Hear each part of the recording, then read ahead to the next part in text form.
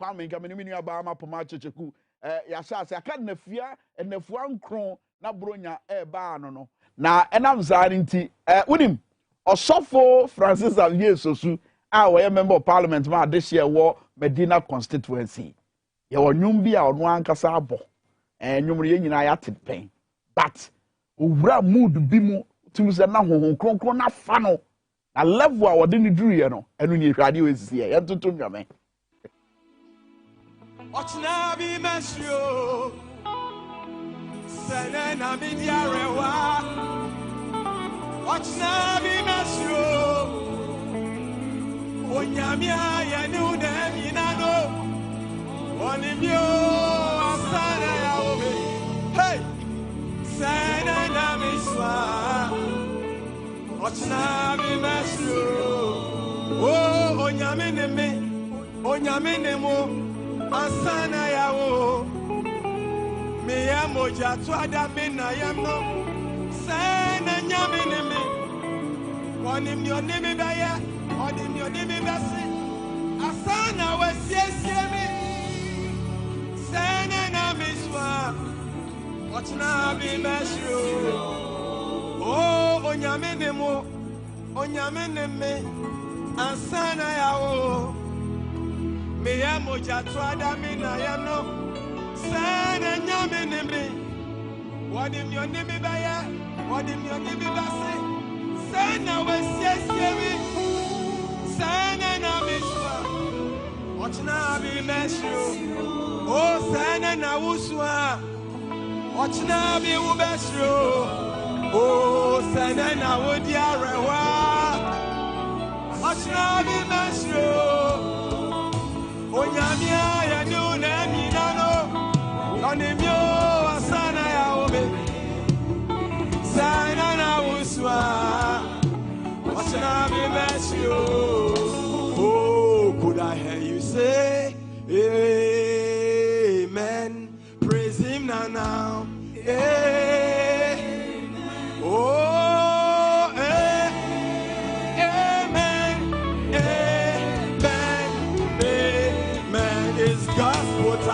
we're gonna sing a little song. That's right. To the left in the name of the Lord. Come on. Come on. Come on. To the right. Come on. In the name of the Lord. Come on. Come on. Come on. Eti where your honorable Francis Xavier Sosu a wotuntum nyame wo pagya nyame na nasem na wo kan say na wusu a otena bi ye be dai e be sere ye gira sa se we so wa bra wo tontun sansan dwumade so wo Tvxyz ye gira se we so na ye tumri kan ya call Apostle Joseph A. Jackson why crowd odi nkransensem ebre sisie Apostle mache kwam ye de Awurade ase yes ehu se mpanimfo sei ede wo ho abo afore am Awurade a na ye ni gisem enti no de bia se de ka no se Ghana de nyamesom ene esoma aka ni nyina no de ye hwehwense no kwaredi be dai ebeba that's right kwam se nya we mu bebre wo parliament be den se enema bi asu ni mfaso no na ye Awurade achiwade ne ye beji atum inimisa wote de make ya but ena no pay ye be chia ahwefuo nyina se emra iwo mu nkranhye na ye be hye ye ho enti baby a wo bia so Awurade nhira wo se wajebre na o hwe tuntun sansa adwumadie kwam asem no eyitietia se you are the only Bible some unbelievers will ever read you. Kwam asem no mudu se wo ye tre kronkron a wona wonye nie bi ebe kenkan wo no de age edi kwam na mekani se ana menka se unbelievers ne ye wona onim Yesu Kristo me generalize no kwam ba bia wuti wuwunti nenne obi anu maduru anguo unim sa unim se wunti ena na anu etwa mu obi amfa sekan anya ne ho bone kwam na anu mihunfonyini bi a na sebe enu imienu efrudua na de odi kan na afro akoduru ba bia de odi na chi no o waya tofom enu aso ni dua num na ade amisua afiri mu ne se ono na anhye ne ho den wo soro ho no ye mra de odi na chi no enso beto fam kwa wo kosoro wa abrabo mu no that's right na obi nso enya baabi ahye enti ye tro kronkron a obi a wonyi ni sa abrabo no ebekoyi ama no obi a onyi ni se bribipa betimi aba ama no no eya na wo hwe yen na wakenkan yen no de atu won hofo enti na kwa mu bi ho no ma ye ni choice bia o say ye kwete wa abrabo mu da bi enti honorable a wo hwe yen osofu bi a wo hwe yen kai said de wo ye no gye mu a wa hanchirima kwa minister pani bi hia amere bi na so ka kire me ne se osofu Jackson minya kura nka megya ya asofudie na me say oh papa na wo a ye hwe o esua wo ese wo kan we di ayen so ye begina hen eno se ne se nipadom hwe me sua me de a na wo ka ho de a ene o se me si nkete na de me namu bia mitimi gina kwam abrabo na wo bo no o me sua bia afiri wo. That's right. Wo faasi fu sua bia afiri wo. That's right. Minya ya nka adwuma no kra menye biem. Hey, unim se de wuye na ahye obi nkran ko minya ya kra nka shop yi matum mabre a shop ba ku do obi tena no ena ese o kene ese utumu a wa ha obi unim se o to shop no mu ne na wono ye adwuma wo mu ne kofi a wa add number to unemployment na ye tu ase no etino moma yenya yokoduro honhom na kai se wo ne tro kronkron a obi a onyi nisa abrabom bibi pa betimi aba wo na abrabom no o kenkan wo na wo kenkan wo no o kenkan wo e de ahye ne hu nkran se eye denara se ne etie biara ono nso beduru baabi eti pem kɔ wanim na obi nso so ehunu se wo ye mfasode de ma no wo apostle Paul krakan o se munsua me se de bisua Kristo abrabo no obi sua obi na ma asofudie ye obi akono obi na ma politics kura se ye komu a akono obi nso na ma ensuo ye a yehu ne ha kura se ye timi de gugu roba mu a ye akono obi na ama obi asua bibi enti abrabo no ye sua na ye de kɔ yanim enti menkwete na wo be ye nhweso ama obi ebi akwa medisi no ye kɔba no when you obi afiri ɔha obi mu a you have no idea ebi kure na obetena ha the way akwa am oto onwum ya uwura sunsun ya no unim yade a asa na no so basa de a na kire se wo ye nhweso wo ye tro kronkron anya niefu obi kenkan wo no de agi adi se na etie bia honorable onwum no se ne na osu a ochena obesere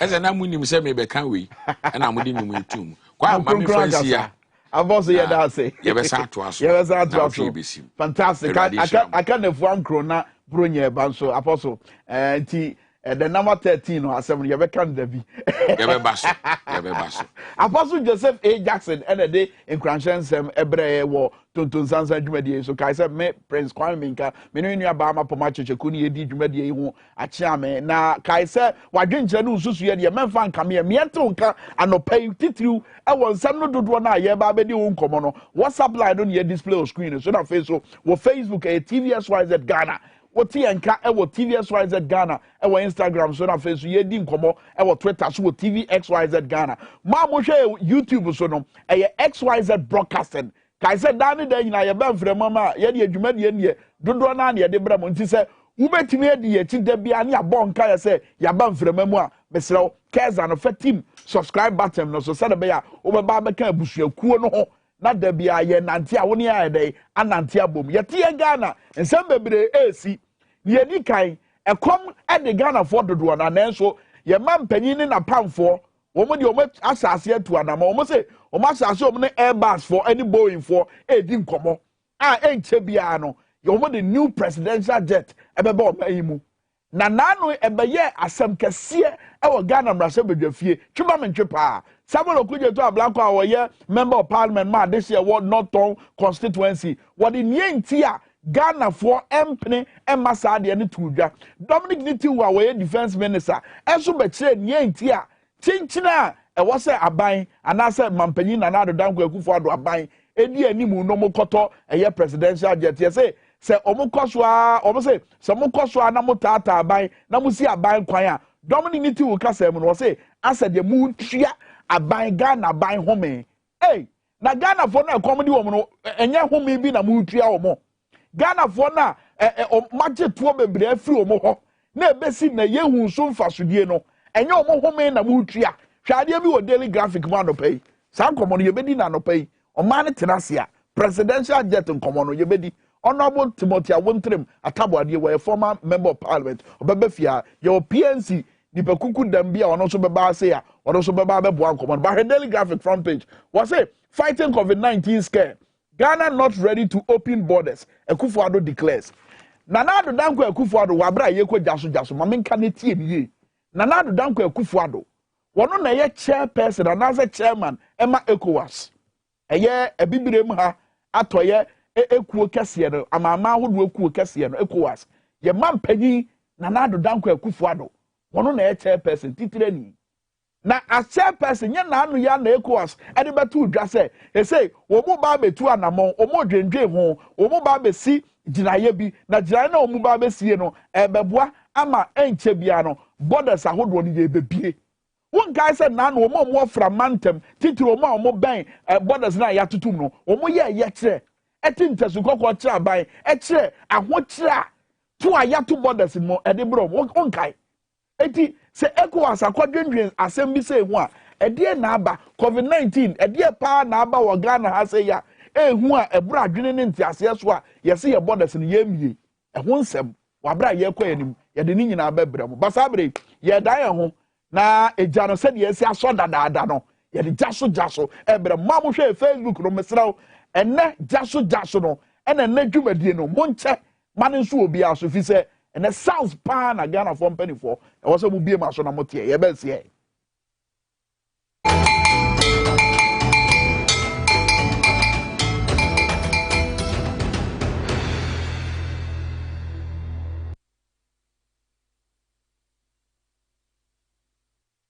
jaso ewo tonton sansa dwumadie so wo Tvxyz na no enkomo a ebeto odwa na se enkomo a age Ghana fo nyina da age eye etuo ho asem na ye de tuo foforo ba na levy tuo no ana momo tuo no ana bogafo tuo no ana se eye sikakura bia tuo no se yamfa ma ye ntimi enya sika enkoto fertilizer ema akuafo se levy tuo no ya angige amboabo ano a aban se wontimi nya akwan ahodo na nso na no wo se bo se eye year of rose na no wo se bo se 2021 year aba na wie ye no na ye year of rose reloaded enne ye ka che se levy tuo no momo tuo no ye nya ntua ye nya angige a Ghana ban enya sika mfirimu a empuntu nyuma dodo na ye hwehwe no ye nsanka eti Ghana for biguso mi busabo sa asemi mu wotidie wom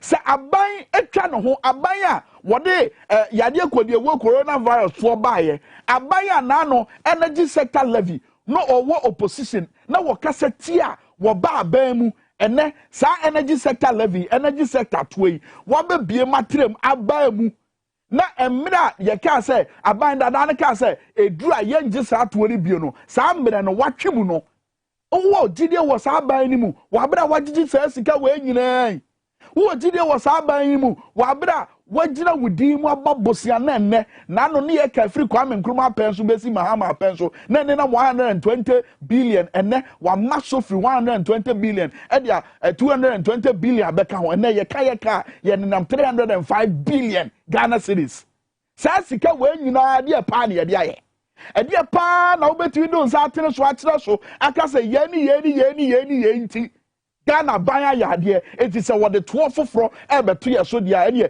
ye nso ne mu wonsom one nipa ede pa na Ghana banya ya ebradwene ne ntiase so meka Ghana banya I mean the current administration led by His Excellency Nana-Addo Dankwa Akufo-Addo ene me do be come metro mass transit na no me wire ni kirel ekirel se bibi ekoso besi ne aka emritia wa ne yakudi bronya amanfo no papa ene omo maame no ma omo ye adwo metro mass besi ne yentwi omo ka besi na yentri omoka Metro Mass bosses here His Excellency John Ajekum Kofo na penso ene ekra ba kurom ha ene sa bosses yi ye jam na si ho ane nyina sesai body parts ane emfidie ne akade a ehia ye betimi di asese se bosses ni mu na tima ye adwuma no ye se ye nya nye ye jesi ho esu ye wo sika wo man mu a ye de ye no ma ahodo ye wo Ghana sika yetimi di kwato sika krabia na oni akro na ewo so ohweso na sika no ye de ye bibi no woni na mofrie so sa sika no ye de akwato sika krabia ma obi akoyi e de akwato account number bi mu a sa account number no ye ni mo oni akra sa account number no ye ne dia esi wo Ghana haya be de ho adanse die be kyerɛw be de ho adanse die e be kyerɛw sisi ba ansa na no ye nkodwom ho na ne yakodwo dankwa ne Peter Kwasi Mensa o ma sase ye noma bi ewo ye dwom ahodo ewo ye oman Ghana ene menya ne tie se o mbekọ asaman kese dwom enra no mo nenam enkran botem ha sei adabraka ene ne ho kro no ba ena wo mo che ensem ede a kira manfo o mo ma adwanifuo ate ensem a ewo ye 2022 budget ni ma enu nti na se bedwafie akwaya mempere mi fiu no na wo de yenhwe kaka ensam ni bia na kodwo dankwa ne apamfo mo de tudwa no yenhwe kaka na afa yemra na yeto no ba bia ne nam no ye bedi hu komo sese ye hwade we amra se bedwom se ne anim no so no woni a wo ho no Ghana fo yen ya na musifo ana meboa enuti so mo de kotom na se bedwom mu a ya na musifo no bobo ho ahwe se ne be ma Ghana fo ma ni titi Ghana draba fo mo ho han mo no ma yeden o ma dia tum ne ma ye ho han no na ye nuanom a wo mo wa parliament o mo ye anamusifo no wo ma hwe na ne wo so mo gitum no eno so o mo nyaden enye tum na afi akwoma bosika ya de kokko to Ghana mra se betwani mu no mi nuanom be jimi de se ye nina ya te ho asem ye nina ya hu ne akọ Yahu sania ekwanya minority and majority and na adane tokwa ewo mrahye bedwam na DNT ana adane tokwa ewo mrahye bedwam ebia ye mu bi yate but ye nyanti ase papa eti ehu ahia se ewo se ye ba ni ye bekyerechirem na ye nua no madroba fo munya mo ho nti ase se ne eba ya empo no se bibi wo mu na benya sunsu so bone ewo droba fo so a yeni na ya beka ye ntuma ya dan abom na yakwatia se bibi wom na de asumdue ababran a ya beha na ya bo aban no eti de wo ye no nya wo ya na se we ye kwa mefa so e de akamfo no se de be ya ye nyina ye beti ehu agu monte so titiri ma makosuku akwa atire amokenkan amutimi nyante ase bi mesrew wo ma wo monte ne ye koso e wo mrase badwafie no momia mo a wo mo wai yanko na ye ne omo nko kasa no mo hunu de ekoso no mo hunu nia aban esi nkete sa chenchira wo beye sa amanfo dwetire amanfo sika kakrawa a obi de be mane omo fira amanone aba oman mu amanfo sika bi a obi de be kwa akomo omo maame bi ewo akurase baabi sa de be ya abrewa wo de be dwodwo ho no sa sika ya bachichi buto. Apart from that, a normal woodwa, a bayajuma ayama, including passport, birth certificate, death certificate, and then a home chronoba, a bonus so and ya costro. And I feel so, a normal be a nakane, ya crabber chrome ha, a yana buying a home a canibino, it's a buying 1 year tribute, it's a ye gem. It is a broadiana, a flaman on nearby, and I say, Ebia, a hair dryer, and as a washing machine, and a flaman on nearby, Ubahunu de Bessie. With him, Nanu ya a bantiabi, a clear bibi flaman on a buyer. Now, with him, set or young fanto a year, a figure to no be a who, a year tax and no mano. A 2 hour why a dear brantiano. A 2 hour why a dear brantiano. I did think to be so or crab a chrome hoe. Having your way, where you have a basso. Where is Sikabi Oberia? Elabaso. Eti hwe eto awodo a ene da ade ya brante e kra ba krom ha. Ye wo import duty ene obetwia. Import duty no ye je abante 930.25. That is 930 Ghana cedis 25 pesos. Special import levy that so 69 cedis 26 pesos. import levy ubetia 155 cedis 19 pesos. Ghana export import bank exempt 25 cedis 98 pesos. Import VAT 582 cedis and 7 pesos. IRS tax deposit, yeah, 34 cedis 62 pesos. Network charge, yeah, abante 10 cedis 15 pesos. Ghana Shippers Council SNF fee, yeah, 9 cedis. Ministry of Transport, Ministry of Trade and Industry, EIDF fee, and also yeah, 5 cedis. Network charge, get fund, yeah, 25 pesos. Net charge, National Health Insurance Levy, and also 25 pesos. Yadia could you work coronavirus now, the Biabeca say, Chroma, Wabra, Mamma Hoodwa, and this Sikasu Zomo man for Arsenal. Yadia, done it to a hot COVID-19 Health Recovery Levy.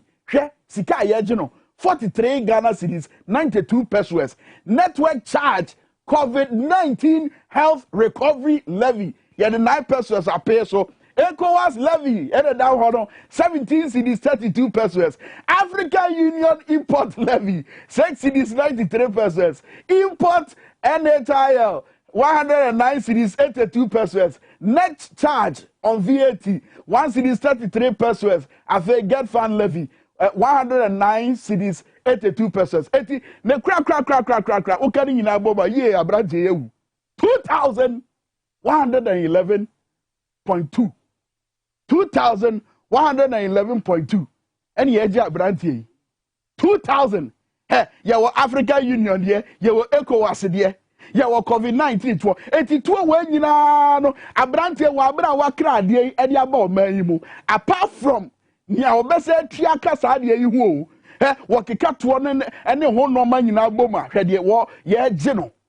Eti si agene sa na sempo se bia ka bi no oba beton anase bia ye fan se ntade bi anase ntuma bi no oba beton a ntuma bi no akra fi China e dia ba man mu no oba beton a wodi kodom a na wo gotobia wodi bebo trim bozo wanya tipaye na entase ato na hunu dia wonya ho didie nti a ama no ma ebo aye de bi no ebi nie eto ahodo enam tuo so nti fa ho bo kwa na ekosoro na saa tuo ya Ghana fo ya tete ya bawure ma sam fifire na ya gie free yensam ya boy a charge in fact ya joso ye na ye de ense wura ye boto na atete dadanum na sika kakra bi na wo mu no ya gie free yensam no hwade bi esi ye ne enti ayeyi eye domelevo every auditor general position no ebinie mede chiraw ya fa to sisi krono na course no besi ne na ado danko akufu ado ene na pamfo mu hunu ne omo ba ya fa ho Ghana sika adwane afri oman Ghana ye fotuom oman Ghana ba bia ye kura sika no transfer of tax revenues by Ghana Commercial Bank to unknown sources when you na metwa ye kreata we auditor general na twa ye on the 5th of October 2020 what come managing director Emma Ghana Commercial Bank Limited Accra say obi ayi sika bia Ghana fo sika efro mu sika kra bia ho e de akoto bank account bia yenim onya krona sa bank account no ye ne dia besi ne Ghana ban wugira ye e wo sa asem we ho e ye de sika ye ka ho asem enye sika kitikiti bi o e ye 525 billion Ghana cedis tie me 525 billion Ghana cedis. Now, Mamin Kinkadi Tobo setup. Was it Regulation 12 of the Financial Administration Regulation 2004 stipulates a person entrusted with custodial duties for public and trust monies shall protect public and trust monies against unlawful diversion from their proper purposes and against accidental loss and locate such monies to facilitate efficient and economical discharge of public financial business. When the Ghana Mbraneka, Regulation 12 of Financial Administration Regulation, FAR 2004, did a hot set on Kobebri. Etre nia ewasa yede Ghana sika eye. Oni akona yede Ghana sika asa ne nsa no asede asodie da no so. Se woso obo sa sika no ho ban. Na wonhwe se sa sika no enyira. One say sika no enkodi boto bia enye Ghana futuo mu eye adia eye black and white da ho ewo Ghana ye mra ponim ewo ye mra ponim enti say na set of adia to so bi ono mo hwe say na ye te ha na 2020 auditor general's report by am ya tinka say 52 billion 537 million 173,778.13 Ghana cedis. A free Ghana commercial bank, Ghana ye bank account mu Ghana ye footwo mu Ghana baby a ye kura ye sika bi a free sa account num akodi boto bi a ye nimu a adenti the besi na ye nhwehwemu adenti the besi na ye nye bibi mfa ho sa no ma we wabra wo ba manim no sa no ma we e na Ghana for tia eya no madwala no sansen we na ye hwia wo se ye mampanyi no apepa na no abegyina aka se oh Ghana de che e bucket asese de project ya me maso mutwe obi ani wo adanse dia obeti ba kire se me oman Ghana foto no meguro ho e asema ye mampanyi aka eti adanse dia we e ye dia yi the 2020 auditor general's report e kire ye dan na di a me dia kire osisi e no saa de adanse dia we ye de ye den e de ne ye de ye sa sika kese we etimi yira ye hunu ye ntimi trace ye say akoto unknown account mu. What is unknown about the account? How difficult is it to investigate something like this? I didn't think that any investigations be ebesi ne. I didn't think that some we yam pen puma sibre Ghana finance minister dey na work afa ho wo na wo ye custodian wo na wo hwe ye sika no so wo na wo hwe ye sika no so etiade we boboba. And I'm sure, say, future government be ebe so sa asem we mu apɛ ne pumasi bra maye sa ban we na ni mmere se wo be pa asem we pumasi bra me ye sure say aban bi beba dachi bi simple ebe ni 100 years in poa ye benya aban bi a Ghana dwendan anase Ghana ensem dan akoma so a obedi sa asem we achi na ban we e de pa na kire say opepa no wo ho say ensem bi say obekom na sika say enyinu konkofo bi botom sika say bi yira efri oman Ghana footwom na ne kohwe metro mass transit omote bi omuwom set omo hwe ade no metro mass correct bi ewom metro mass sa akofo buses ya ye kraba oman mu ha a sa bere no kai suku akoda gina kwa ho na metro mass bus ehu suku akoda obema akoda na tenamu fidi Nanu a bekoni nanenam eye Kigali eye Rwanda the capital town of the capital town ye from Kigali enam 21st clinic adawroma Dr. Blessed Medase ye call Rwanda ye ko hwa de fefe bi eno ma na efe ba kwa ye hunu ye eye aban basa meet bia obehu se esikwa ho a amanfo ofro fefe enam senti ema traffic ema krom e wa Kigali ho eso hwe ye nkran ha hwe ye Kumase hwe ye Sunyane hwe ye Cape Coast aban basis ebenu nam krom sada be ya ebeboa na yetibia e di amafo ananti krom ye betiwi di amafo aka mu krom sabre 24th eba anka eye kwan aban ebetiwa faso enye sika bi akoto ye futuom yetiwi di ye normal hodo na maja matena ho ama metro mass kofo basis matena ho ama na sei adwumayefo na dwa na ade ehi kura wo mne se yesi union eye adwumafo kuo no mo metro mass no so mo yes mo homene so akasa fa sa tibia yi ho a yesi union leader bi wo ho wono de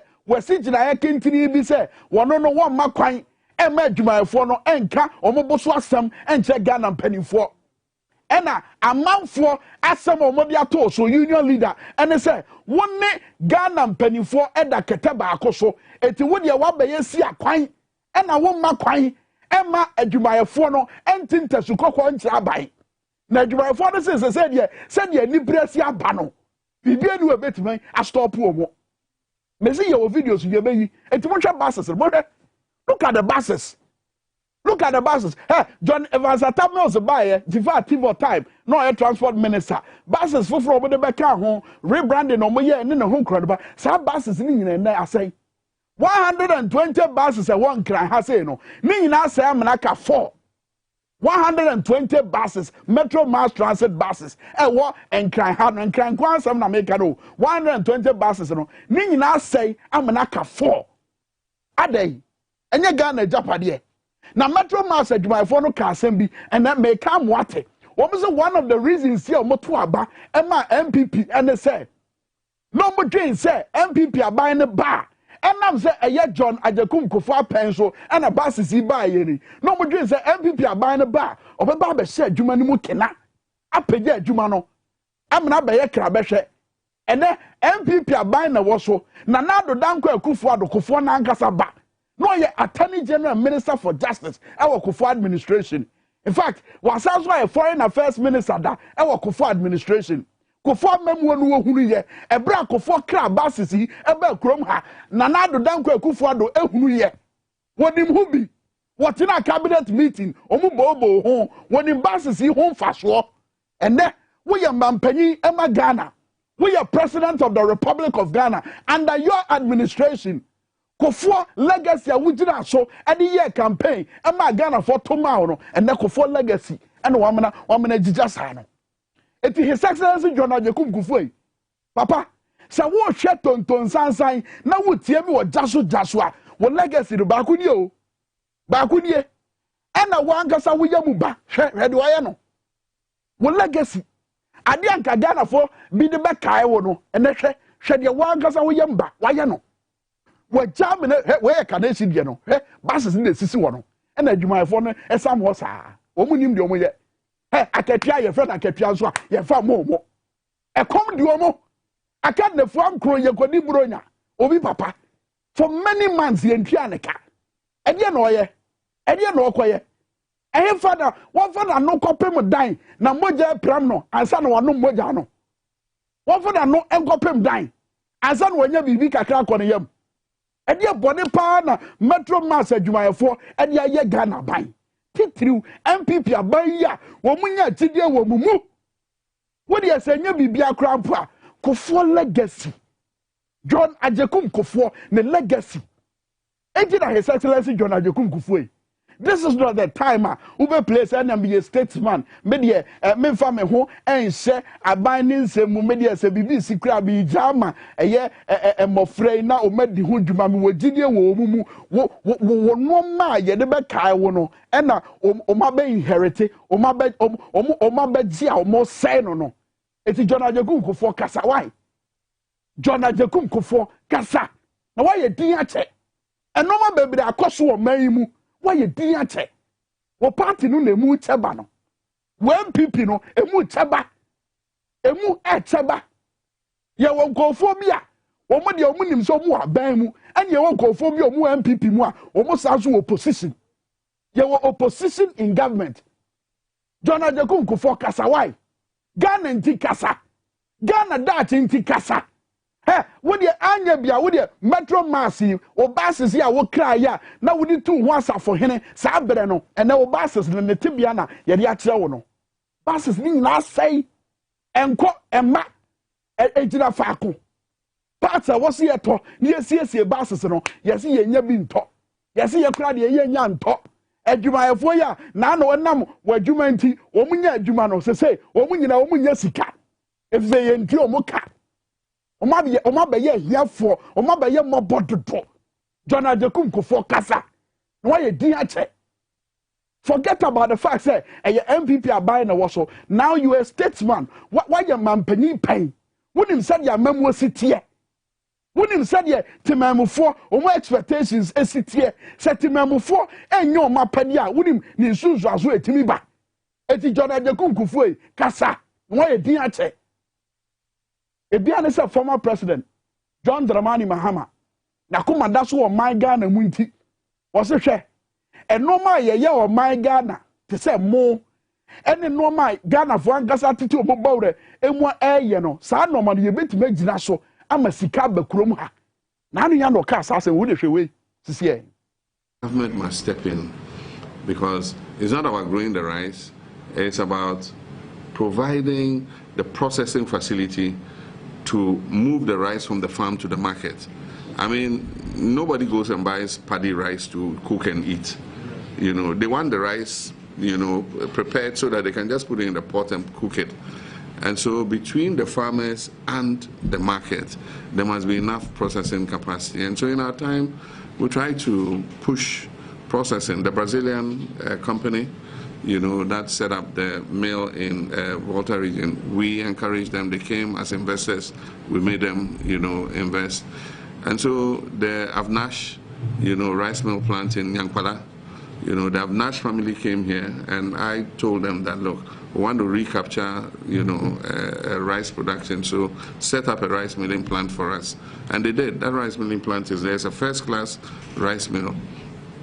So we have the capacity to be able to produce enough rice to feed ourselves in this country and even to export, but it needs that government must, come in. Private sector alone cannot, raise their resources to be able to do it. And so I have said several times that we need a capacity to process. If you bring in the capacity to process, the farmers will rise to the occasion. Of course, fertilizer and things are expensive, but if they get a fair price, for the paddy, and the millers will get a fair markup for, processing and selling, it will be a win-win partnership, perfume rice. But we have the seed. We can produce that perfume rice. For the way Kanema Peri John Dramani Mahama, what does it be? A normal Fagana on Etsy.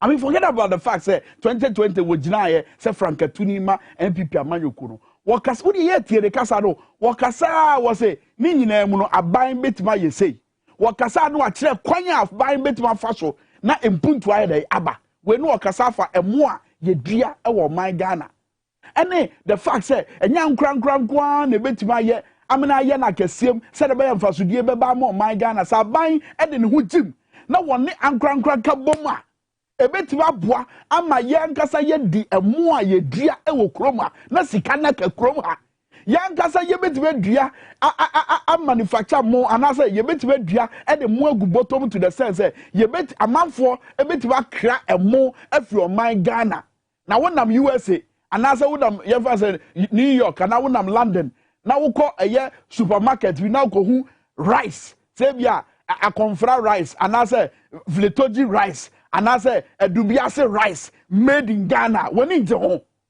who say a Ghana advert be American TV network be CBS and I say NYC TV, United States of America and I say be Sky TV, the United Kingdom. Now who America a Ghana more advert say TV so when in the home. Sa kwan no na His Excellency John Mahama say ye betima fa na sika nso ayedai atena krom ha. Na da bia se ye kra mo ani ye kwani buronya bohu amanfo mbe perfume rice ni edi ni ekra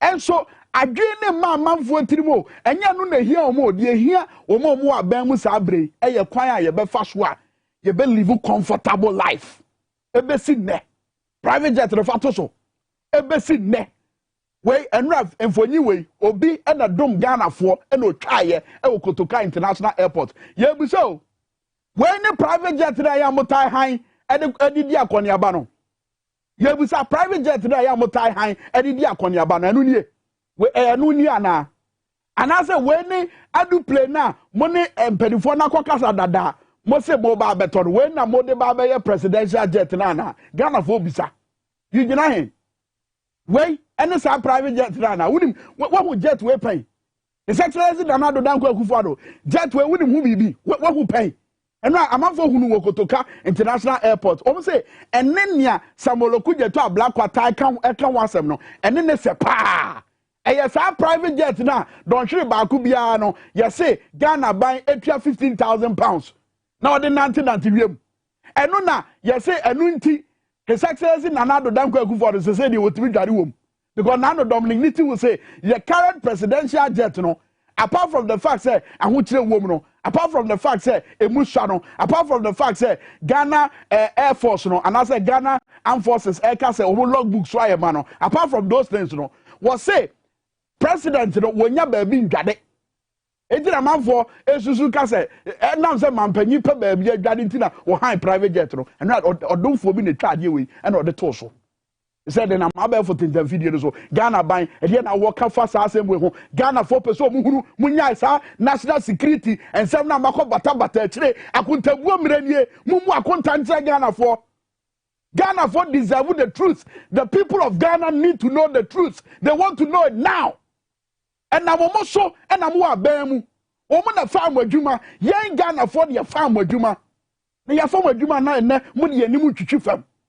Mo mpese mo bebu ye, mo mpese mo bebu akonta akere ye. E bi lines na to. Wo de me din semunu wo ha be ka chem so me din semunu. So no me ya adwen so akere so no me ya adwen. Mo fire. Jasu ni. Tonton sansan e wo Tvxyz. Akontamu obre ni nie. No kura bre ni nie.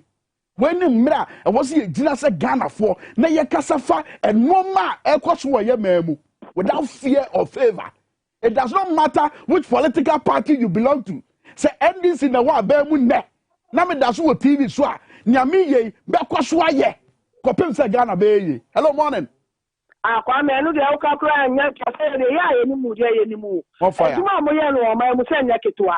The income organizer of Madina constituency. Akumapa. Ye mu mo na ntina aka mo a mo na mo ye de kopem ne no. O se ya tumfo nyina akọ di petition akọ tinem. Ntina mo nyina akọ di petition na mo ye nyina na mo ye e de atro application. Application eduma na mo ye no. Na mo ena nyame akire Ghana for say na nya application mo ye because mo ye eduma ya ma NDC na power. We are ma mo hwia nye. Also, because after all, we're the citizens of this nation. And then one say, and I'm saying, a program be, and then one say, jet, a dinner airport, or be oriented, ideas, so you are the call. And next, Kokumasi Brono, so not be Sakumasi for Argentina. Get in a sea airport, Mr. Koblani Bakato say, oh, so where the yes, you say, or the amount of sea Hanuma Sena, or the entire Yasan and Yamada Quib, Mr. Koblani Bakasa, one Bekwa. You would kill a pa, the debate, or Nimson on Sinkasa, supporting tea, and also what can I not do? And many people who said, I say, you're watching it. Now, you're going for hello, morning. Hello, morning. Mr. Odina, baby, I'm free. Me doing the Alpha, me free north. Alpha, me be Omega, no creme de ni yanka. Me kwame me definitely my pa mo. Yeah. Ya me sure mo pa because they be a meta share program no. Na me pese me frɛ. Alpha say with them yanko yetio. But private jet na sama mo kanu. Ya makwan kura ama mo anto private jet no. Yeni abreko ye youth no yeni abrepa. Almost ye presidential jet. Almost asa now no Ghana any idea your friend the presidential jet. The Liberia president for a youth no any there. Yes, Ghana forces for the logbook no ema. Enti kwame mo de mo be djuma ye kire de be si bia no. Yeah that's it. More fire.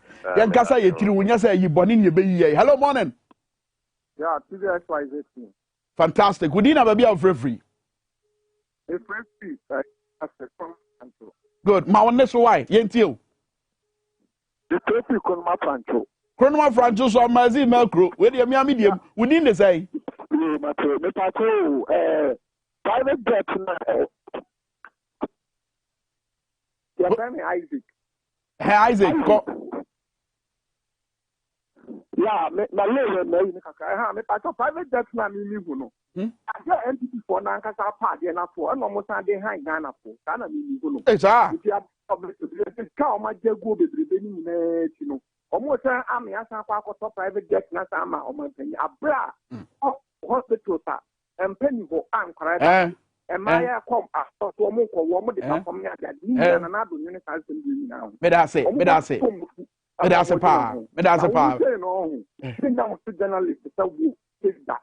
Journalists on the years, Mamma, and and I have positions and more enjoy. Yeah. But when I will, man. That's a power. That's it. Your money tell me for last caller. Nothing. Roger said you will see who your touchline. What's a low win? I walk over to be asked. Hello, morning. Yeah, good morning. What for we need our be free? Mr. Osman, for me, because it's just ready. Osman, fire the uncle. Asuma me woman can say, Ghana Hana, I want to. So mine be change Ghana constitution. That's true. Or say Ghana constitution, no, and all one paying from one who ban would. Yeah. Ghana constitution, no, and you want my Ghana paying for now, you do, yeah, you have to Abama, no, but you say, who is Jimmy King? I want my wow, and that. This year, I will fetch you the answer to share it. No, you got to play. always went to school down now one go work for don't go school ah then be where Jimmy to them one na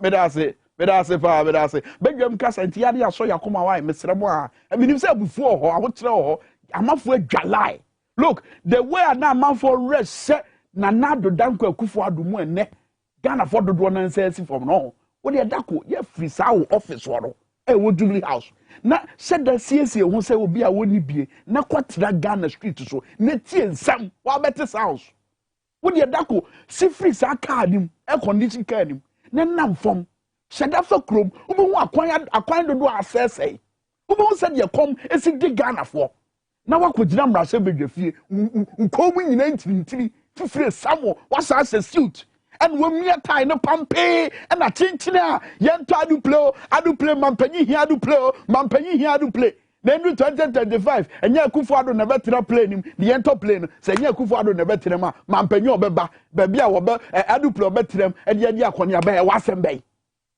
wasem bay wo ya ma hwan wo ya legacy wo ya japade a ya di Ghana for wabra kom de Ghana for wabra Ghana for ma etiti nuase e na ehia de who ka utire duase na uhia de aka beba betwa ba defense minister chan simu nyina jaso tonton sansan Roger ba enko ba bia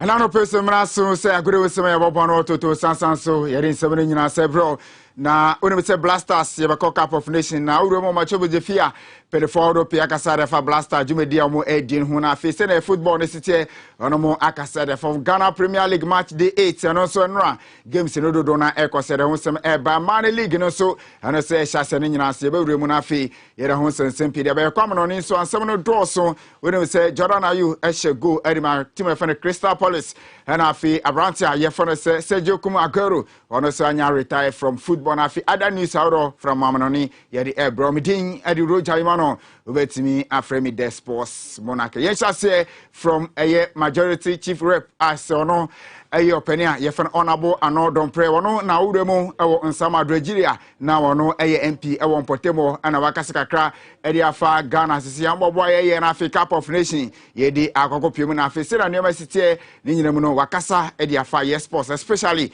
AFCON na ye kono ye ntiesema odi tuja edi found. We need to stop being overly dependent on the past glories. I mean, oftentimes we hear Ghanaians say that, oh, we won it 4 times. I think that is enough. Many more countries catch up with us, and hence we don't have to be overly dependent on that past glory. I'm reliably informed that next year will be 40 years since the last time we won the AFCON. Fact be told, all other nations in Africa have equal stake in the trophy. We shouldn't think that we have some special stake in the AFCON. We have to train. Anu yesema Honorable Frank ano don't pray ensem awde tijan wecho kakakra se ende oba Ghana list ese o ye league ni nyanti place ne kwa kwa mononi a ono mo pese on baba bobi we say league na nye standard and so kan sema kra defend no so ho. We need to stop being overly dependent on the past glories. I mean, oftentimes we hear Ghanaians say that, oh, we won it 4 times. I think that is enough.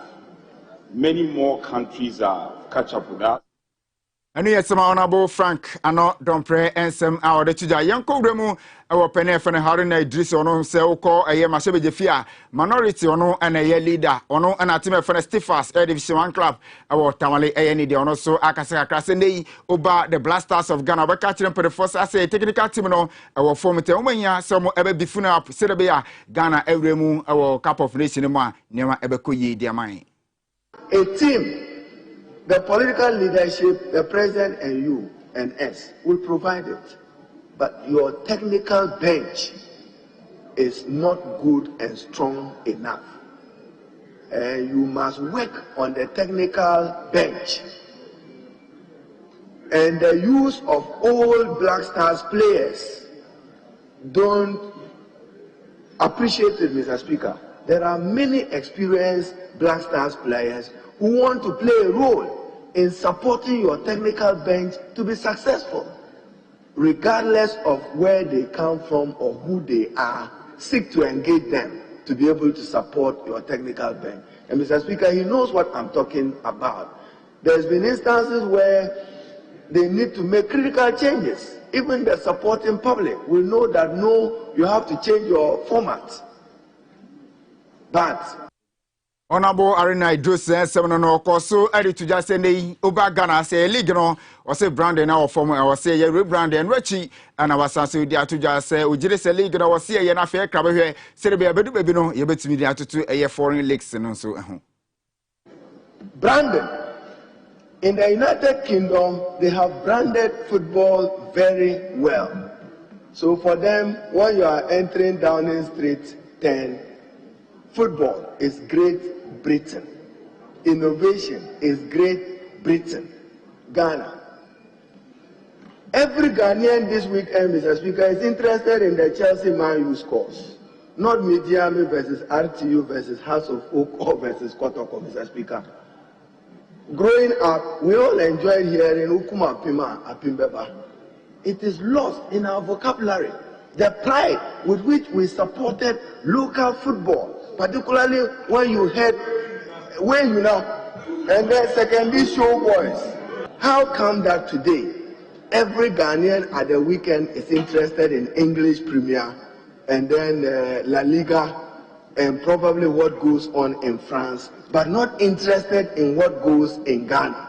So, Minister, you have a responsibility. Honorable Harina Idrisu and Semono. Now, when friends you are or the bituja, say on one can say with Tim Stephens, and I was say a cow bono and ye kakitu akranti or kakire feno, say omufesika and share ye legal na fi division one san says kabusia pa or my G Erirane club El Krumano and Nafom. To finance a football match, just one weekend, we go borrowing because nothing comes from the Ghana Football Association and nothing comes from anywhere.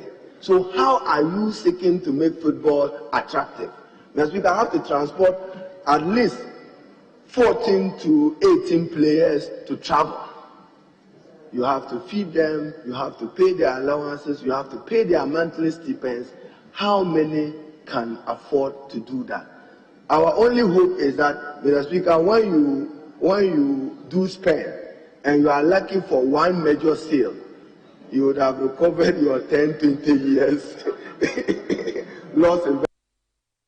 No, ASM majority leader, Honorable Harina Idrisu Stephens, Bobokone Nidia, Ninsem, our dear to Janon, away from that, Remo, Ghana Premier League, Senra, March the 8th, course of various centers, and Auremo, and Asugago Piano, Pano, Bear, Dubakumono, a team of Great Olympics, or more Eshe, a Camino, Emma, team of Fenese, Benny Go Stars, or no more intimate and which elimina success, now my house of focus, or Macabaqua, a man intimate, Grassana Wako, and Eshe, Sagona Mediama, Eshe, Bakoma, Legon City. Intimate Accra Lions and African face I'll be to me and Shebina Fi as good echo to our team of Jana and Mediana Kwashama Kabak almost intimate dreams Eshe Kamian San and Makalela United and so at Kanambaku United Eshe Bakoma 11 wonders and Sentimate Chelsea Eshe Menoma Wafa and so intimate Antona Fi Kotoko and so at Tenefi and Asomu to a team of Red United and Yom Edipimsua and also Biaposo Atana Baku our Honoma League table no say and a home SCTC team of Diana Stars,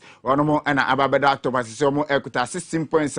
They say no Fiamudio Eddie Ababeda and 17 points. And Omodi at that top on a team of Diana Stars at that top no Nike Fezan so Eddie Somos Equita 17 points. Ewo Esrono Sana Ficoto Tosmi and San almost Equita 14 points and 9 A Dreams 14 points and I know soon Equita Mobetemi United at Tosunum Equita 13 points and a figure to Olympics and set Tosun and Sia Equita 12 points. It's here table city and ena etwegu ewo screen no sinamum House of Folk and Rasansom Edim Kunimintino omo ebetos 16 position omo ekuta 6 points na fi 17 position eyetima yefene say 11 wonders omo ekuta 6 points na fi wafa eda sienoma omo ekuta points no ase onomu de enye kra enum asom di ada 18 position ewo Ghana ye league table no ntisabe pe na ho sem esite yenko emagudi na yehwe sem ekoso coach yefene say Yusuf Basigi, a head coach, Erima, Zakes ladies, and our Insamakra, Eddie Atujas and Ansing, Ebetuja say, Emano,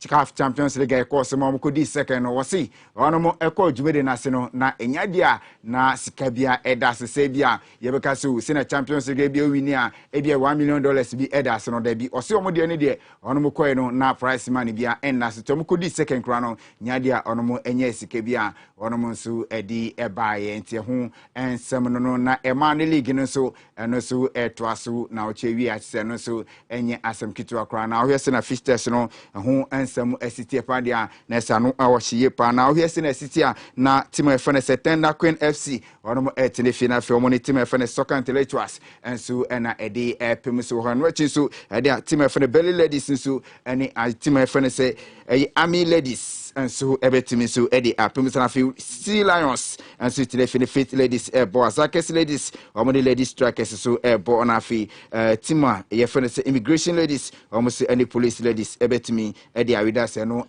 day one match sahodo no ebasu na fi Adamas no etudwa our Northern zone no so no say NTA and Northern ladies or many dreams ladies ebo na fi ampimda kwa ladies and so any Fia pre ladies and so ebetimi Eddie Pimisan afi Savannah ladies ebetini any prison ladies ebo bonafi super ladies and a supreme ladies etnefi any Ashtown ladies ebo Fabulous ladies and so etnefi ni Kumasi Sports Academy and so ede pimsu enteno games and also etuja ewo emano chesomo so agudi and also ebetimi abase no omolege no ho ensensem so eno no na onim se enra ebren betuja se House of Folk wonomo any team FNS Elimina Sharks ede pimsu no team no eba bedu nkran na mom ni atene se coach FNS Samobedu nyade a wono etimi eka no sanse nra yesina ne ho dodo no kakra ansa na game no started we bi no collapse yam yede no kopie mu awaya 70 minutes kase no coach ne ewo kipkusa yaresabia empedefo go so evsem ne pem obetimi adjoin team no na afia mu game ebas against Accra Lions no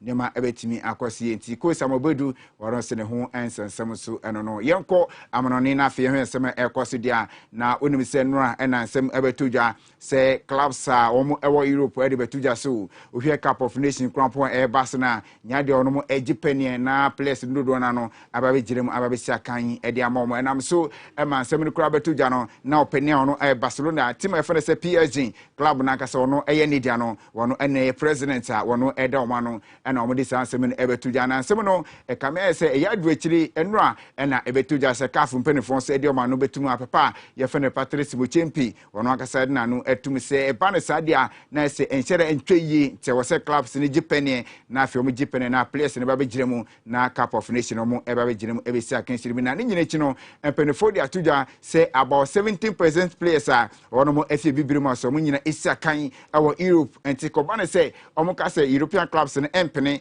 e ma players na emesi akan dia na say Cup of Nation no ma e be din na European clubs na sinse omo kan say be 6 months ni uhwe players nko a akomayare aka omo ane hu nkoneba dia omo jiri say ade eno so no ha dwuye part ni nyina kan na place no be piem obibrim na ye health facilities no nkoneba na fi COVID new one kra ba no omo se ni nyina kan bi ntia na clubs ne empese omo ebeji pene na fi emu ababeji ne na place na be sia kan se ni nyina mu no empene focus omo race of se bibian so ebetimi so akoye ntia no eye ne no se fi no abetudwa woni se no na ebetudwa se abrante fana Sergio Kum agoren kan na osina kan erima Man City okosan erima Barcelona no eno na abrante no officially wono so eba bontin odin sem abetudwa se die enyade a ojipeni na afia kense kra no wato asubesa se doctors advice no say akomayare bia no ewo ne so no wanhwe na okase bia odi gina park so say ebi osi akan a wanhwe na amanioma so akobone edi amano nti abrantire no officially na say wa announce retire from football at the age of 33 nyade obako so isi akan na so or announce say oja football ne bono na akwako yesu nko edi ama abrantire a ye fe na Sergio Kum Aguero nti no eyensema eno so eba I don't some amatie for onim say African Cup of Nation eba so Cameroon na no na se local organizing committee abobo mo ye no ase enhyara enkoyi papa na ntiate ene se na nyame yadoma caf se omo general secretary eni mpenefo bi omo etu anamo na afie makopie mu ewo Yuandi na Cameroon ono makohwe se Cup of Nation ho nsem no se na besi akọ se betimi abo on the 9th January na se yentumi emmo ana ye hwenim se na besi akọ bia no so ye de ho nsem ebedantiefo a ono mo ehwe Tvxyz ye begira no so na enanope ye de nsem no nyina esi na ya sori so na fi tuntun sansan ato aso awo Tvxyz na mom ni gisem edi ma Ghana ne se wonim se Jordan Ayew wabo about 43 games since 2020 we see akan a wo share go no goals ne emma they say the enra omo game against Southampton Abrante ne ehye go a ye hwe nim say ye match saka our Cup of Nation no Jordan ebetimi ahwe na fi ne ma akoyi edi amaye bidin edi roja imana obetimi afrem the sportsman sabre de come me kan krado a odi tontun sansan eto aso akram.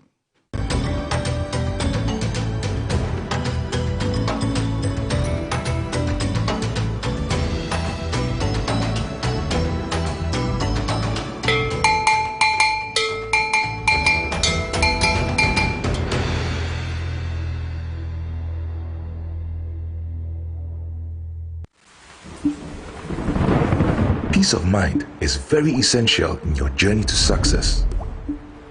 For Akwesi Papa, peace of mind means having a proper covering over his family. Literally. For Araba, aka Injection Mama, it's about having the funds to complete her advanced nursing course. And as for Corporal Odami, it's as simple as reporting on time for his shifts. Sometimes all you need is a simple push. At Needs Microfinance, we have tailor-made loan packages for salaried workers under the Controller General's Department. With the low interest rate and quick wahala-free process, you are guaranteed of a timely solution to get back that peace of mind, literally in 30 minutes.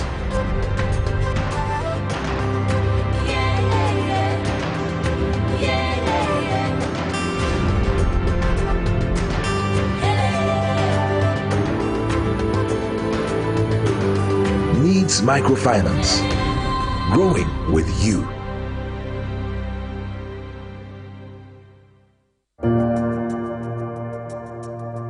Welcome to the Royal Dazzle Event Center.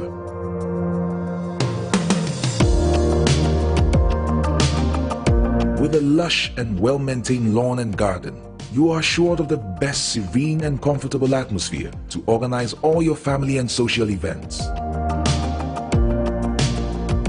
Live the royal moments here with friends and family. The hosting capacity of 600 to 800 people makes Royal Dazzle the most versatile of places to host weddings, parties, funerals, conferences, concerts, and many more. Create your memories with us. Call us for inquiries on 055-814-8585 or 024-620-2144 or pass by and speak to any of our friendly staff. Locate us at Myjohn, close to Zoom Lion headquarters. Royal Dazzle Event Center, creating memories. If I cry na menyisika, etia ye mefui. Ehin fa na menya bosia, edia tre medjuma yimu. Kai cry mabre, mi ye bosia ato taxi fufu. Suhum Rural Bank. Suhum Rural Bank.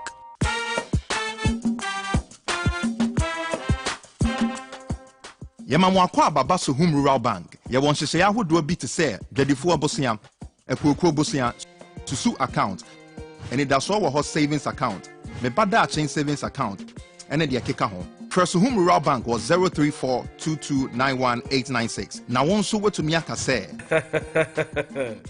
Suhum Rural Bank, ama ene mayeka una. Suhum Rural Bank, enti me pa minie. Suhum Rural Bank, growing our heritage.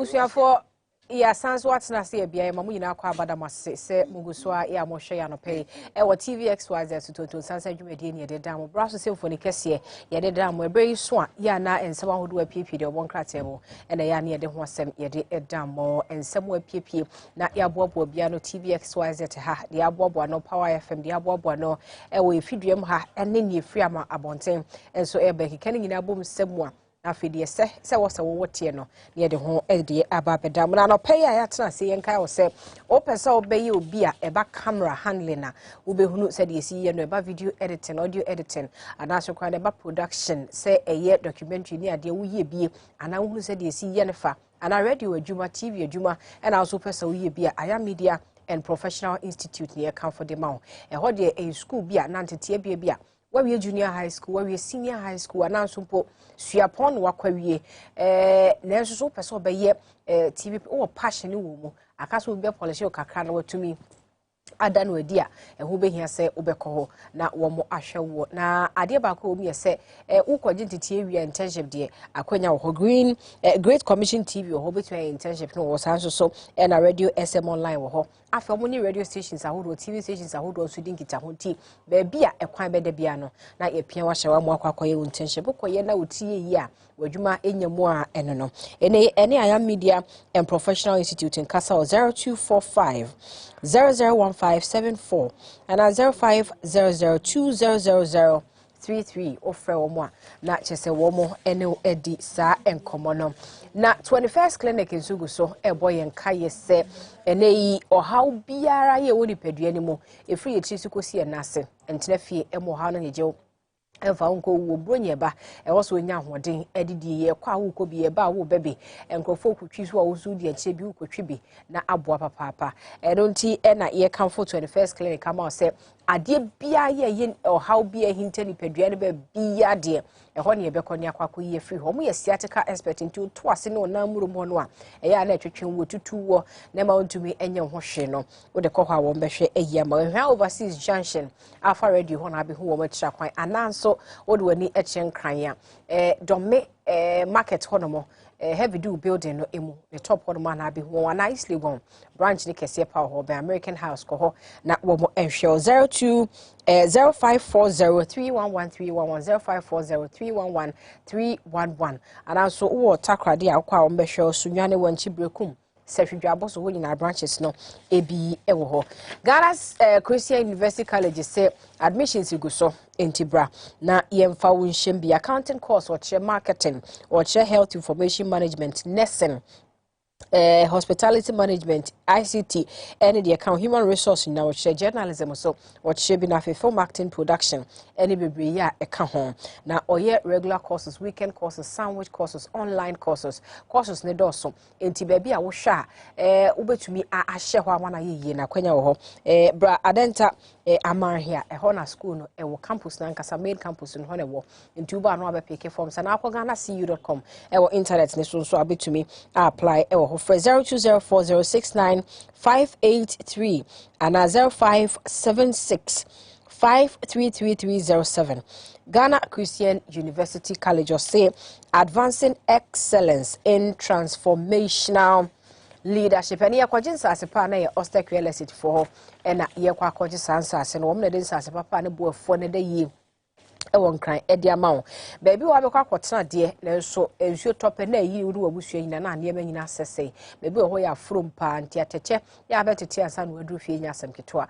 baby so wa beto asase ne bewie manso wa betwe asase ne so ansa na utiri mpo ayi ama asase na be de bewie achi ne atwa asase ebo se yetete nkakra bewie na aka kuma bi na de wo to enye sa na enya sa so sika eda ho ade besi da na ni na atwe manso na sika no ahye eno nti na ostex bra ye mu asase ne ye che 200 blocks near 10 bags of cement e dia ka ho mpe open the documentations near the nyina nso e wo ho wo ka the bar ye be swape na ya ma wasase hwehwe wo ma kira kwan e wo fire station dodowa omone fire station no e na edi enhwe ni mom ana for 0244684069 0266101406 and after 0240933748 ostek number si ye miensa emu bia obefre bia no womo ebe show na ne krakra na fe yabode ransam no emu no ye memedro tatahwe ene eboa akode atia prostate emema ha ba ko ya mpempi no ete se de omo akọ womo krachi ye cancer kokram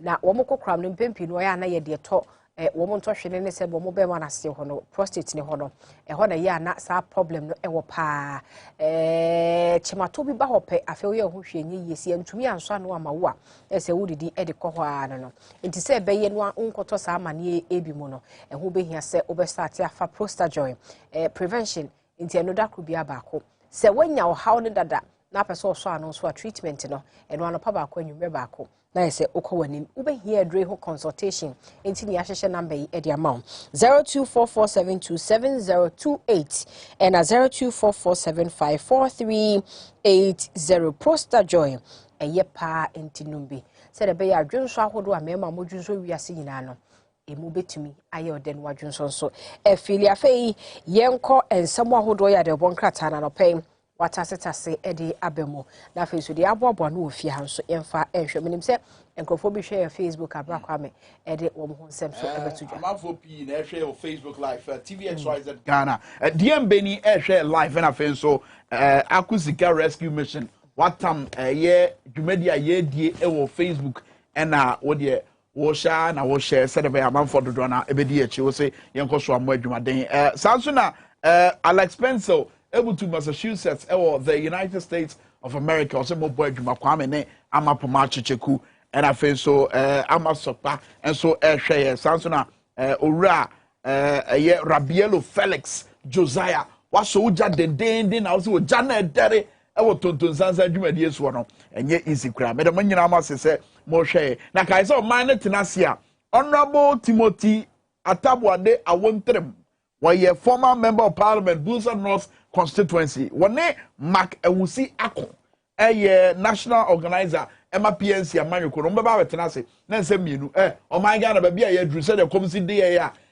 ye shey men kra ye ntimi shey men no ebere dru se ye ntu anamon se ye kwa akoto aduple e de amaye mampanyi ye ade ehia Ghana for sabre ye ke no me hia Ghana for nyina ye hia pa ne se ye koto aduple ana ena fen so ye be kasa kakafa yade ekodiwo coronavirus nhihya ahodo aban se wode ato akwamnu amampanyi na adodan kwakufu ado wabra ya deda no oba efie be no wotwemu ho no enko ye late kakra oba na yedi money si ho no ye ka se yentie na ensem na ode betu dwa no pi ba ko edi mo akotere nko ankrata no dodo na eboso anopai na ni nyina ye bebem but yet omane transfer be di ho enkomo na fe so akontabu a ma meje menza is it true say obeso odwane akontabu na no a womoto on safre no ewo mrasebedwa fie se womubu akonta wa ama na oma bossman asare ko ya mrasebedwa fo no pam bossman asare e kire se ma meje menza na sa bottle commissioner omudwane akontabu ana oma ne tenase a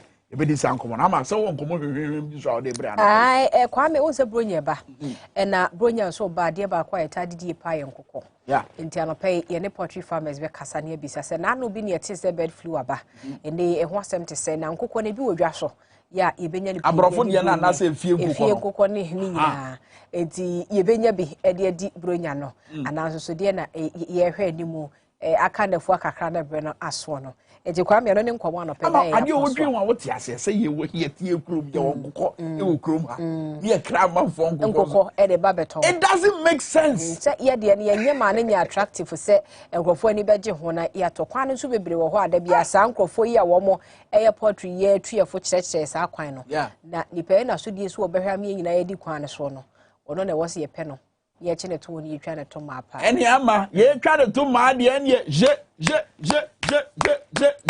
breaking yoke ye I'm from ai if TV ye no ye be si bia ba huru bi am nu nsuo gagragra je no nsuo ex natural no water abojunsuo pa abojunsuo no wa eboa esesio e ma ye kama ama ye sha se eti bra kwa me ye sha se ba me fa deliver for headline e chiro me fa ni mo ne na say Ghana not ready to open borders. Okay. Ekufuado to declares. That's right. Akufo-Addo declares. Was say border the land borders. Mami Jifa Gumashi Wakasa enche bia no kasa e power 97.9 nsem no kan no. Ye betwa ne abo a kire wana say ye ne no bekasa e wo afidie so. What can I say now, Mama? Ego was in Benefusha. Almost share and check. And Omudin Gobo. And almost say, one more kind cry, Sam said December and Kaya Shasia. One baby about the snow. That's right. More general horsey, baby about the snamain. Some peninsula yet, chairman. 180 ma ECOWAS committee. No. And to me, nim dear, Ebia Sabre na Omicron, no one some of my. And not COVID-19 in corner name say. Yebekasi yen declare and I see MBA about the no, but one kasa asam no kwa wabra when you research when you projection say BBC because all kaso baby no December shase then 15 wo be ka che say COVID-19 baby aka kona no ade ntie bie border no enye ya na say mo sheda ko kan keke yemfa metum keke na enye yasom de say ye pese ye BBC na so na within one kasa no mu no na enye sa adwe na fa. But I'm asam to be share and video be na edi ntre how social media abefo tente video so na ye ECOWAS mpanifo ma ye nhia mu awie na obu twa manum kakra e na obi di obo ne camera ko twa o mo na cake mutumi se cake ye tam na ye de fork nunu cake mu se be ye be di ni ye we dey way we describe re bi anye o person hwe o de hwe we sisi e ade we aujourd'hui aussi c'est un autre jour. Daïla. Le monde part en couille. Non. Ça dit, j'ai du mal à imaginer ces trucs là. J'ai même pas fini avec les filles, c'est les garçons qui maintenant qui...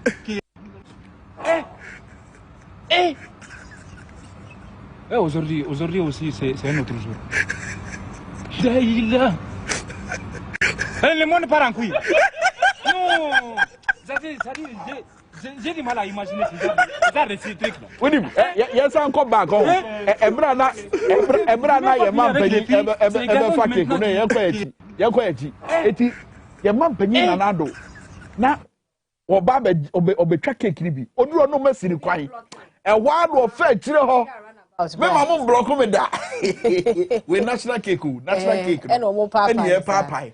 Oh, ye chedi. Na akwa na wotwitwa cake no nsa da sesa cake. When you the nsa, it is having na COVID ni on. Eh. Your man penny begin.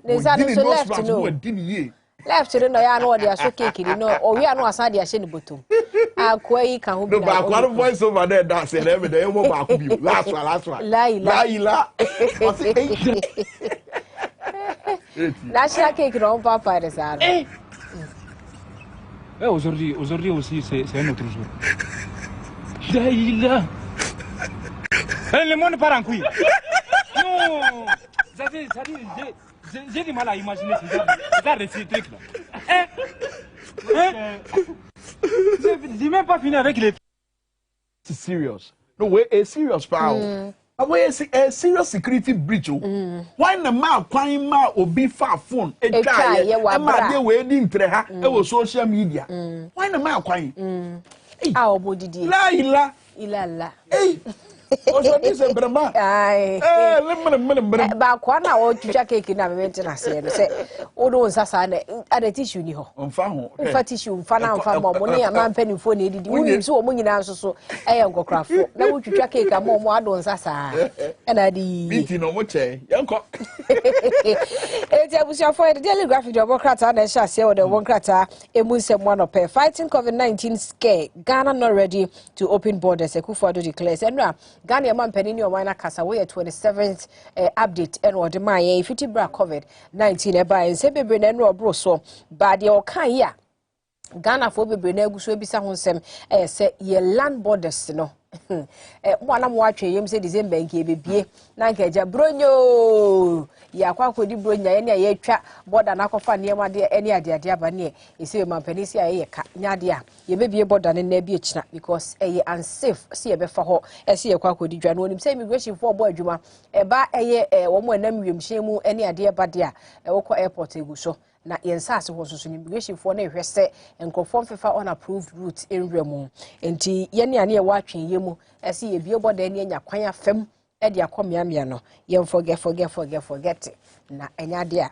ebeba so enti mampani na kasa asem ya kratai edi mo ma ne bobi aba first in crops history minimum price fixed for cashew nut nti cashew so honsem no so kratai ya no pay we feature e page 20 e daily graphic de obokrata no emu a wo kyesa afi yenya ebo edi ama eye atea ene eho edwumadie ya eno so ewo ha nti o say Tree Crops Development Authority has fixed 5 cedis as a minimum price for a kilogram of raw cashew nuts for 2022 crop season nti eno so eho asem eno no ya krata di mu amane bobe wode abade aka dem say promotion ya graphic for no na wo mo ye wo announcement e wa ha okay ade ache bia ko wa krata no day break ti day break no wa break day no his excellency Nana Addo Dankwa Akufo-Addo na some o kan say ye border no ye koswa ye nyambie na ye mbie ne kina nso eno nso ya asem a wode aba kakraka wode brofokasa we afra bibi exclamation mark na just wotiam wo kan sisupi said be wuro bia so or keep borders closed. Akufo-Addo says COVID danger still lurks. Now, yadi could you coronavirus in soon so bonny any or how I did ban was said that's what until your border no yen. But I'm for Guso Bubuza say, Wabra Mampenika says, or Kaiser Nano, or more from Mantamne in Krahodo or Mobembe borders. Or we are yet to Tesuko called the Cheno. Ebisade said that bay and obebi. Tiana that domo yes, I yet besine. Afei ena wo bie na no akasa e wo sa asemi mu na ye boapaya na no onim se ye beba bedrum pempenso a yade e beba ne musu amana beka sa asemu ya na sa bra na nkofo kasa no we na yemfa pa na Addo Dankwa Akufo-Addo we o hawa amanfo okom o hawa amanfo omo ekra noma efri enkuru ahodo a bembe ye no o hawa omu kom sa bra omo noma akoka border besi ne no ekwan be so ne ye befa so aso sa nkofo na sere ekwan be so ene ebefa so aso sa nkofo na se ena wonim se nkronkro ahodo ewo wo ye border ho no ya na busuafo ni bi so ewo enkro na ewo edi ho no eti sabra bro nya aba no eye bra busua dai esia eti ye nyina no yadwe ho ede ne ye afa ho well eti e day break mo nsa kan betima kan yes eti say yeah why yes yeah be 5 day break report to say 2 out of 5 persons live in slums in Ghana until you can 1, 2, 3, 4, 5 settle count. Yeah, no, I didn't have slums. Yeah, you knew what them. Yeah, they will be a new academy. But I didn't have the academy. But no credit no National Development Planning Commission. A reporter wa diaba anye bia nano population and housing census yeah sadia no edan ho adi na National Development Planning Commission bo report mu dia be mo se yenye dai enze bebrebe amatwere se ene ne kwan aye befa so etu Ghana mpon a egu ngrata mu no yemfa anye hwe no ede no maka afa ho eti sabra mo de report we aba no ede ne yenye ewo ho obetima kenkan massive Omicron disinfection at Kotoka International Airport into kwa airport and ye say you didn't run gugu when you said a beya Omicron emwa no adokoro ho no ye betimi akunkum omo nti won se na anu ya no omo ye disinfection kese pa ewo Kotoka International Airport to betwa kan ewo daybreak ma memfa dispatch the workrata no so to aso krata ye nimnie na krata ye o se waye 2010 and 2021 comparative analysis for major ethnic groups in Greater Accra, Ashanti, Volta, Central, Eastern regions. Inti and also ho asem page 2 what the workrata ye mo COVID-19 compulsory vaccination to start in January 2022. Krata hina eka ayetu aseda Brapa mo se emu de insectiment mu for de na na say obo mu kwan unse December emu de ye say eye vaccination month. That's right. Enti eno no de e wo so obi akowo but compulsory one no say e wo say obi akowo no eye o hye ne de ye say nyame adom a January 2022 ena ebe fiti ase to mom wonder kadamu mom sise zongo ne eye ghetto ni nyina ombeko akọ omo kwan ombefa so akọ ene wo mo kan won be vaccinate Ghana ni bia Dr. Abuajida Costa Director of Health Promotions at Ghana Health Service no ena ede atudwa se authority no be start COVID-19 compulsory vaccination no e wo mayimo in January 2022 nti yen hye ne so esa aha yen hye no so sa ene de omugusu ane Ghana for kasa ese ase ye ma ne yesu si ye bekọ ne akwa wo ye ekoduru January no na Ghana for do no anya nwom ye nu target ne ho de a na ne ohye no ene beba so nti ye mo ye ho ensie it's time to decouple the legislature from the executive bra kwa me chairman say chairman sabu ona eka wo say bread say ye beyi omomo aban eye aban Ghana mampanya so eye F4 no every omomo brase bedwafie eti akwa say ono honorable say chairman sabu so wo ye minister meboa for parliamentary affairs waka mampanya so eye ho eno sanso ye brase bedwani ma adeche wo so ame constituency eti na say won kan say ebredu say sa ni dibra ne ba ko no ye de beto nche na say ye beyi na free brase bedwafie na yaka say say the chairman sabu so mampanya so eye na wo ha na obi foforo e bia kwa me nka me no na me wo so ame no na me makọ eye brase bedwafie in the name of Sani constituency Sani anya no okay it obi adi delay it is an so government consulting Boeing and Airbus to procure new presidential aircraft defense minister and the no so no for private jet in Chromo enti wa bra ye ka sa say we nyina no so yes go to international airport no be private jet bi so obu e white yes said o say so pa yes said one penny di to kwan yes said Samuel Ogunje to abla kwa ka say say ni mampani tai ko ai no yes said one penny di okay it said mampani tai ko ai no Ogunje to abla kwa de betu da no say ya hwekala no blue and white e bi kura busa say eti ade we ye nya to awia na because so akohan ade a na wa yusu awia sa de beko ko na ade beko na odi akosi koto ga de wo be wo dia wo dia na ana sikadi bi okroma ye na dia mo be kam ye nti o Eugene we de wo adwuma ye o yidi ahe brabe kasa defender it is say wo so obi Boeing for the Airbus wo di nkomo ami akoto presidential jet mi wa ya me be kire JHS egura no da so wo nua se o mu fi ade yeah, that's all the blocks and the bricks. And the airtime of one, yes, a computer. The monitor, the keyboard. Yeah, that's all draw computer or blackboard or so. And the tram of frack. And the quack of padu play. And the boy a mouse. And the boy a mouse. A boy cry a cocoa crack. Now you're the abato a year table so say, this is a mouse. Ah, you went to the country. Anyway, Daily Democrats will say, attach your hot, attach your brutal. Former Works and Housing Minister. Adaya you say ya bodo subuobi and say ye the assembly atoro so as Kasiebo special Kasiebo special prosecutor. Then abira one days go was assembly over be hwehwemu na ye say assembly de efa ensawoso bi a wo ko ye bra no ye Works and Housing Minister na ye say wabubu mra bi so Ghana mra bi so omukotu mra no ba ko say de Management Act, Public Procurement Act.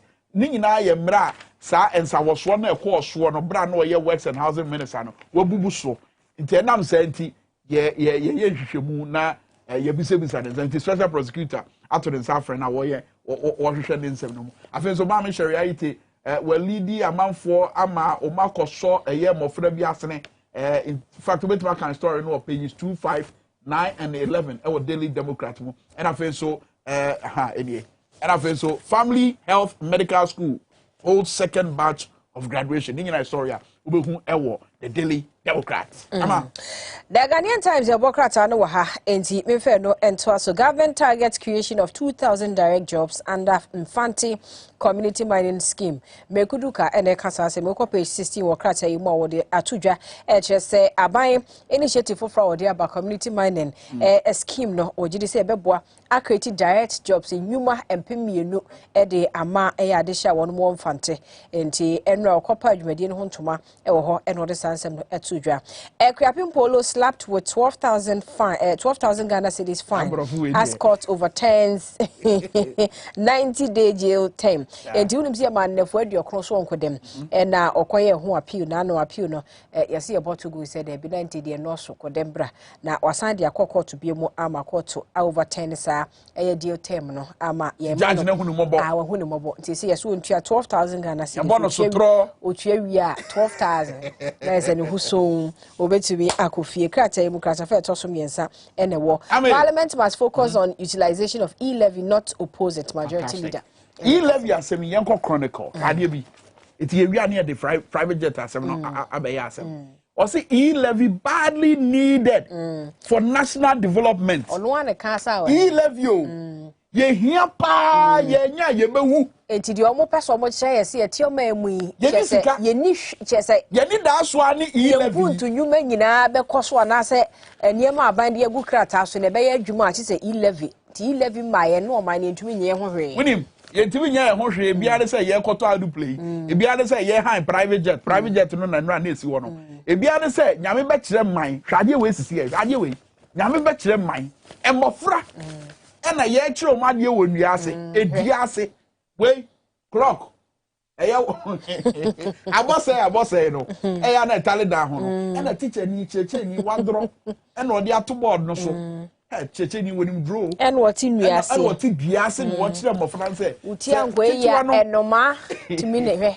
blocks na egu na kwalate so odi ba kwa e table no odi ba kwa yi akonya se yi clock no se ketwa no koto miensa no so a na kese no koto no nsia so a na chese no miensa ba pa mu kwabo frei enoma esu cheche ni kasa na ntwe etwam obi su twam wo pa ice water adwini be free ayi enua they say me we say classroom so me fe tree room baby and so na wo hui hase no mudi nti onu say nani wo aduane ne so ne we dey madam we dey madam na adwini pa ka adwini pa nyame ba kire mai he we nyina wo ho na no ye be ka kire say agenda wa ye na be fi asupiti ye be si asupiti e do ko South Africa ama sa o mai kronya be o ko South Africa ye say amanfo ayade ama ye do ma kogu asupiti ama asupiti na bo ape so na dodo na eni eye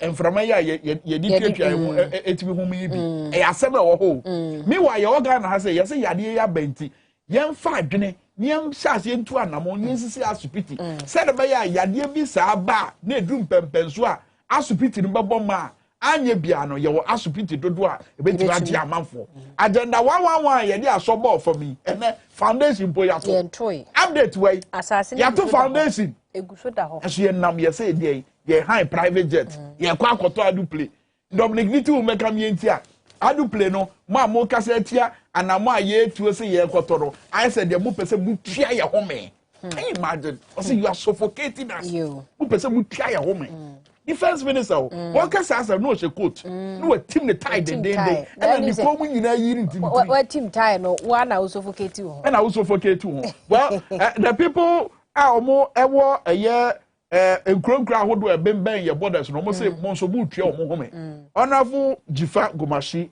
member of parliament Ketu South constituency yenko ahoma no so na ye ne no entwetwe nkomo honorable ye mo achi ho akwa aba ya pacho ho ye de me ho de anka yo na mitimu na ntimi papa say we de ye say ye ni twa na so ye bebusam see a daily graphic headline ma men kan grandchild daily graphic headline no ne de e hu kura we say fighting COVID-19 scare Ghana not ready to open borders Akufo-Addo declares me sure say eno na wo hwe no wa bra wo ba ye fie na yade akodi ewo coronavirus no ma hodo ode atoto akwan mu wo cheche mu kire ye asem ba ko a me sure say na da wa koma so ye borders ahodo na ehu hia say ye bie na we declare say ye nya bie say na wo si hunu no yo megasi asam se me akwa be nyina no eya me a bit confusing mami kakra ese your president or sanye ECOWAS chairman no na ne Juma as ECOWAS chairman and ne Juma as president of Ghana no and thinking mami nyame chane say was ECOWAS because you're president of Ghana. Oko ECOWAS because you're in Ghana for your money to me or representing you. That's right. Okotna ECOWAS no more kano or saba Ghana penu abesano. Che the name touch for dates no na oko bas through. Yeah. June 17 June 2020. ECOWAS Ministerial Committee coordinating committee on transport, logistics, and trade. Yeah. Your recommendations ma ECOWAS. 23rd January 2021. Your 58th ordinary session. For border closure even. Now last week I said. ECOWAS as I issue communique says 1st January on the borders. Okay. And President said, "Name borders." President, send pardon now. Person catch me. But anya bia se ni nyina so no se yade nanu aye den yade ni su fufuro bia ba ha adwen eye o micron yi. I read the end of 2019. Say anything October the 2019 me boy. Okay. 90 I know why then a records no what him fan. Records or car or no the chair no. I COVID no I escalate to Ghana ha to what level? And now research on you know excessive border communities no and what I no with the champion or one. I don't understand the inconsistency of the president as a president of Ghana and as chairman of ECOWAS no it's baffling. The inconsistency is baffling. I don't know one country ECOWAS or call ECOWAS one country. Now, I'm chair to my issue communicate 1st January. Now, I bet Ghana and say, we na COVID-19. What was the other reason why the borders were closed? I don't need a reason why any new information on that one. And in any case, Your Excellency, would say in your statement or say, yeah. The 2 years, what social interventions have you made for the people? That then what issue statements are? Emma Areshim, Emma Retiche, Eka Nia, or Mina or Nimse, or Musafano, what can I found? There's been nothing, and it's marks of insensitivity. And don't be the constant reminder of why you're closed, why you're closed it. We want to hear the hope in the message, which is that in the interim, near Abayaka or Yama or mindful or border communities. Okay, so Obi nti asem na se on we boy ne nti ase titiru ezunsuanso a to ayato border no enya so to me can me say I mean for the benefit of Obi a ebia one said that enti asem na se no twamfoni we kire ye ezunsuanso a to ayato border no enya wa manfo mote enkura ebembe border no ho no de twatwa samfoni kire honorable me da se me say if you so nyina sabe yangu mi wo aplawo mum yeah and na me papa tie de ko pa na saman say come do now ni shi wo de wo suku no wan ko bi kura and na wonni business bi and na wonni company bi to ha ye adwuma wo but obi koto ade na wo boa no so akatempo abenya wano aduane etemi ni poni bebre die yedi akoniaba wo border no enu na ma wo ma no dia no mo nsaka wo ma no ne community ho no se wanko ya the mema na nkopo ankof china ma ama na se wanya wanto bi ankochi anto na anhu anto a ade a wo ho a so kokofo efu e wo ho ne border no what I'm say enu ne border no enu na ye twakoba ukoto the vegetable cry any shadows were side no. We put to go now all the 2 cities Konakoto.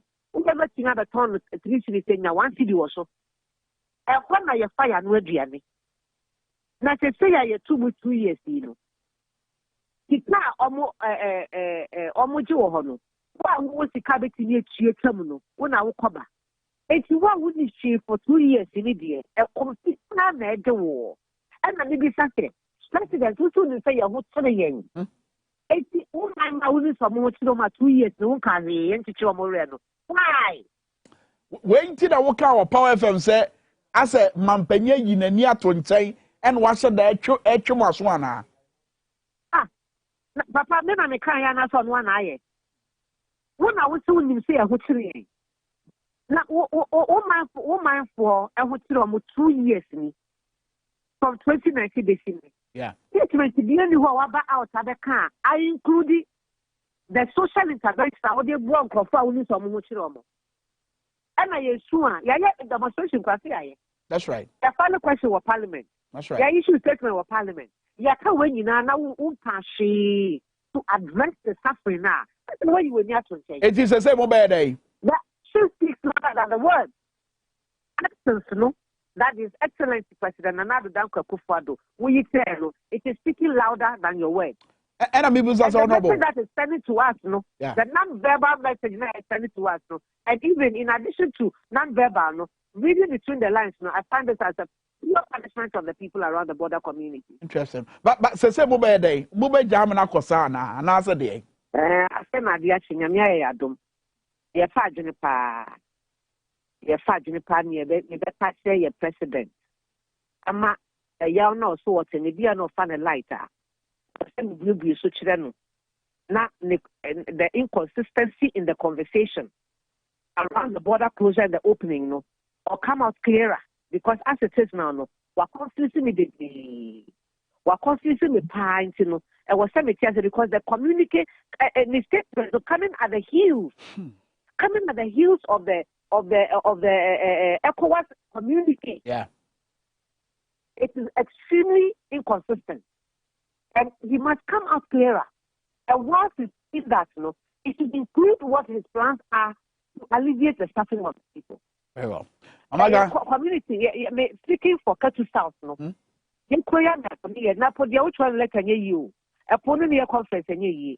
But or no, as president of the Republic of Ghana, no. I was so timid in young Kitahubia. A marriage for the people at Obama no. Mr. Canadian becoming Sister Unya too. Lord Excellency Unya vote with 2 crown Unya our constituency now. What are Jimmy Sanko for 2 no?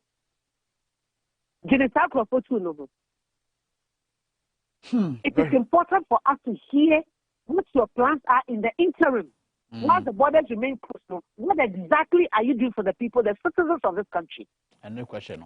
Honorable, the Constitution mandates you to take care of all of us. Very well. In good times and in bad times. We need to hear from you. Enough of telling us why the borders remain closed. It's time now for you to tell us in the interim what you're doing to alleviate our suffering. Very well. Honorable, you better say, fancy, there's a funny what that Yawama and Nano pay. Because so Eddie Machina has said, ye normal ABC call, and will groom cry hodua, and been bang your borders. Now, in the coming days, in century for a war, be trust out for you know the train, near a month for FM or Marcos Sam Sabri. Now, with your honorable Ablaji Fagomachia, and you can say, in the interim, Wabra Wabeka says, say, border when you be, a yaman payin and ado, Wabeka a border when you know. A dear lawyer, man, four, or more watching or more, nra, Wabra walkers and what did 2 move, some part on him pass or more. And I think so. A year then, an asama, one day, equals in Pedifone in Aja tomb, and then your wakan and run. I didn't think a word. That's the question. Ama. I asked him, Kwame, I asked him, but I am here. Say, a mammy, Gomashisi, or can say 1st January. That's right. And on baby. And ECOWAS for dinner. And an end right 15th, me boy. That's right. Okay.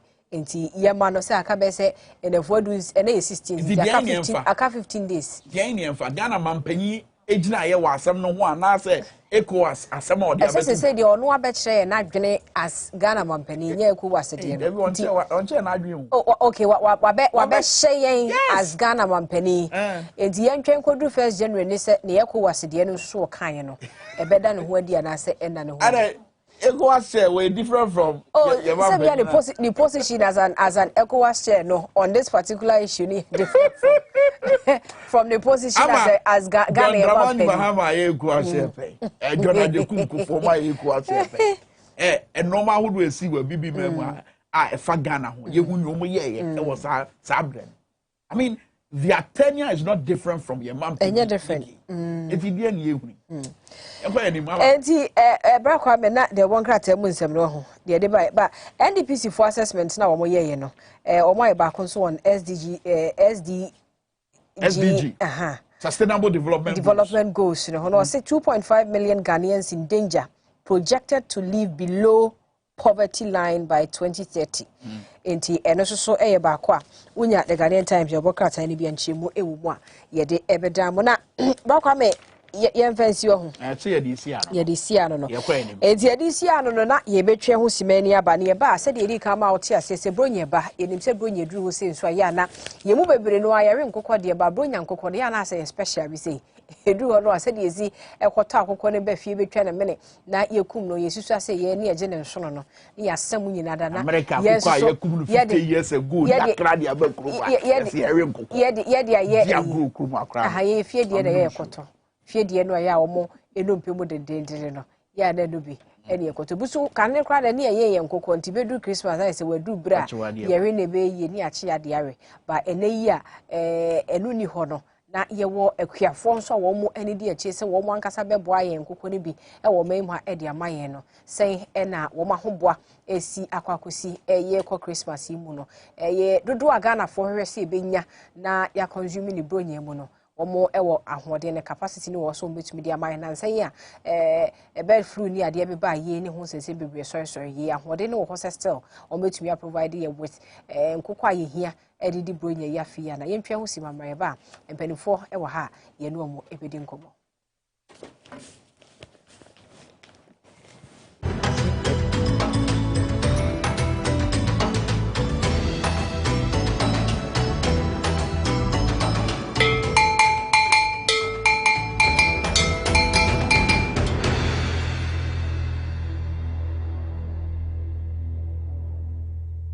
Advertisement has been vetted and approved by the FDA.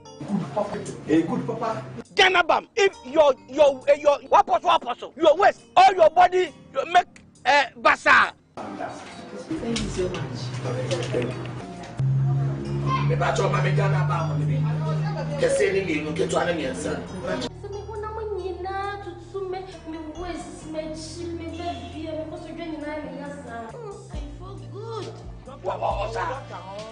I beg you. What are you doing? I'm about hospital. Ganabam.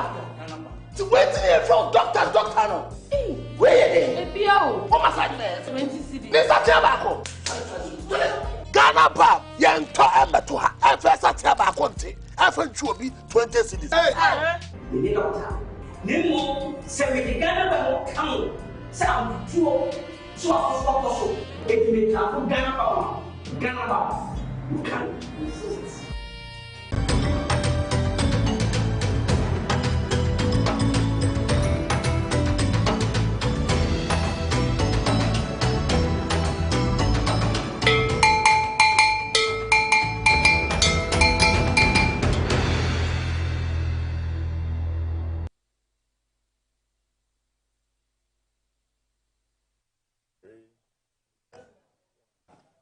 Ebusuafo ya saba edase se oguso a wo hwe wo Tvxyz so wo share live on Facebook and so Tvxyz Ghana YouTube ye XYZ broadcasting the social media handles thing nyina so adwuma ba bia wodi achi a ensemo ene nkomo a ewo hoe wo betumi edibi na anopa ye nya panifo ya wo mo ewo Greater Accra Regional Association of Poultry Farmers ene ene omo ebedi enkomo anti gifty rodo ewo ha ono ye chairperson edema poultry akuafo wo mo ewo nkrama momo enkabomo ku no nti wona tie adwamo edema wo ma no pay enkobo no nyina etiawa ye pese ehwe bronya ebe enkokọ na bi wo ho ya ebenya bi de edi bronya ye mfe ani nkohwe de free baabi eba eno so ya ohawo eni ade ewmu ananti gifts ye mu akwaba ejide se bibia bokode ye da twedi apo nyankokọ no penso ho ayefe pa na nse ye no kasa de fa ye bird flu ya na abasabre no ema momwa ne bi ne monkrofo ne bi na wo makwa ho hihie mu pa me ka kra se ye nkomodidie mu ade to dwa se so afo hwe ekua adwuma nsem so papa na mse wo mo adwuma enti ne kebe ye kra no a ye nyini mfiri ho na omwa mu akuafo ma adwuma no enkoso ne ade efiri sabre no abesi enei se na poultry farmers mo dwumadie mu ene emesitie se eyara niema pejan kakra ekoyie anaso still na kakakra ye wo se yebi ani ababehwe se nkokọ ne bi o ha ye beje be di bronya yana dancing ye me ba ha metia etiefu bia metia me poultry farmers nso e wo Greater Accra or the national Poultry, Ghana National Association of Poultry Farmers. Na ye ba ebe kan say ono ye minister wo mwaye enti no oni enimdie wo agric ho enti no ebe yanka won gina nchen na onipa foforo emra na o mehwe adwuma yi fi say ekua adwuma eye adwuma ewo potential ankasa te say ekuro bia epese wo ye eye wo hwe say ne nkrofo benye aduane edi food security one of the major issue and it's such a ministry na a great ministry fi say come many pedi in some enye na afen so see depending on say importation of food yebema yetimi easy cray betimi poison ye easy cross ye betimi castrate ye mema ema ya se be shikra obi betimi aye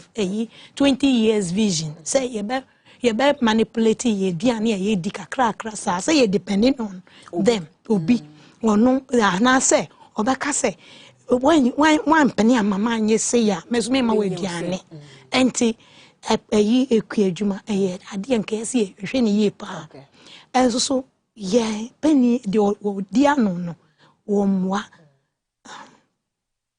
Okay. Enti na me pese me hu so say efiti bra bird flu by sisi amotumi yi ni nyina motumi atototo ne ma yi ama sese ekua adwuma mu mofam no san pagya se de kane no na esitie na na is a bird flu no in Greater Accra there nyamena dum aba from bi ensi yenya new outbreaks biom enti no enema ekoyi pa na farmers so omaye omahu boa say omubeye enkuko nti this Christmas no me magana fo ensuro say omenye biare na omenye bi papa enema mu ayede enso so adwuma wo so de esiwe enu so say no na opesa wo ye no say wo be fensu ase no akope bibia bakra na ma prof enye bia wo be ye nti farmers me say ye ya boa ye ho pa o ka se mo aboa mo ho a na ede ne de na mo aye ya eno emama ho boa ne CP se mbetumi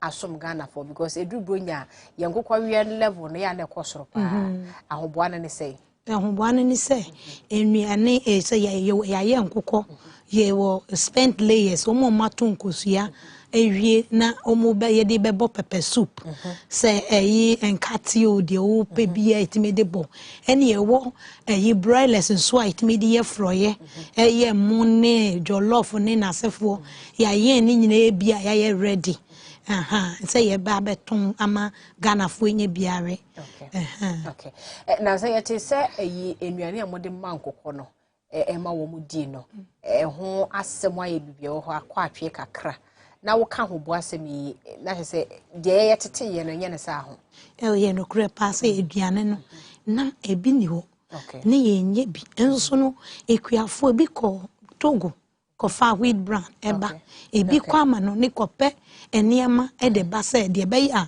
yesu ebetimi aye adwuma fi se wo ommoa wo farm na wenye eduane ma wo mo wonim se no so ye wo livelihood best ombewu enti no wo ba fansu ase o wo ba fa posu o wo akope bibia ma wo mo ansa na wo de sustain wo mo na wo capital anhye na echire wape plan papa bia ye enti eno ne ahomboa na ya boa enti ke yeso farmers so ye mani abre pa se aban wa mwa se de be ya ye seeds any fertilizer ye di taxpayers sika edi tia na Ghanaians nya benefit wo ho dia ne se ekuafo ni abre pa so mo so be de omo de omo poultry farms no ye de be ye apartment building ni ejaye ni ejaye se mo jaye so mo be haye o ye ya yempe abrofo nkokwa wi se mo ye sanso ana mo haye ana enenye ye na ebe ha ya ban na nke se na said say we create enabling environment emma business local industries it may strive and na local industries no the private sector no and na create employment government sector, the public sector, no, absorb kakra bi pe, white collar job, no, kakra, enti senko to me create enabling environment. Emma, say bia, seeds, any fertilizer, who farmer, who are beneficiary, ye beka so, you want to mean Toma, Ivorian and answer neighboring countries, nibi, unless it said the local, enya, enough demand na excess na ebeka no yetimi de kokoton amanonia ka ebeboa menim say abra no mo ne aban hia edinkita ho fa mwadwuma ho ene ne ma mususu se oya te se bia ne de waboso yi ebeboa ma mwadwuma na aye easy amamo eya na mo ne omo nkomodiem no mo se de ne ma ne ye den se mo nsem a mo be tela o paper so e de ama wo mo ne nyina no ya na omo mpeso mo be ye omo nyema mo commitment ni ho so mbeboa poetry ekuafo e wo mayi mu anase eya no mo se problem ni da bibi e de na ye osi akwan ti a momo hawa ya mo de koto o manim no omo ntumi solve mamo just say bu aye enwanwan ye nkasa ye nwanwa se ya ye Ghanaians ye say your peska enye bi wo kuro yi mu a ye be generating employment even crowd de hwe won makra ma omutumi ye ni papa pe bi a ye be sum Ghana nanso omutumi entie ya asem wasopem na omudi omateni deaf ear say blah blah blah we next time eno ne haye no na omu pese ye kokra enkukofunu yi enkukwa e de bakro yi mu e create jobs na madam wa wote he wo betimi abaye adwuma wa ha asan ye wo poultry se broiler eno ne the meat market no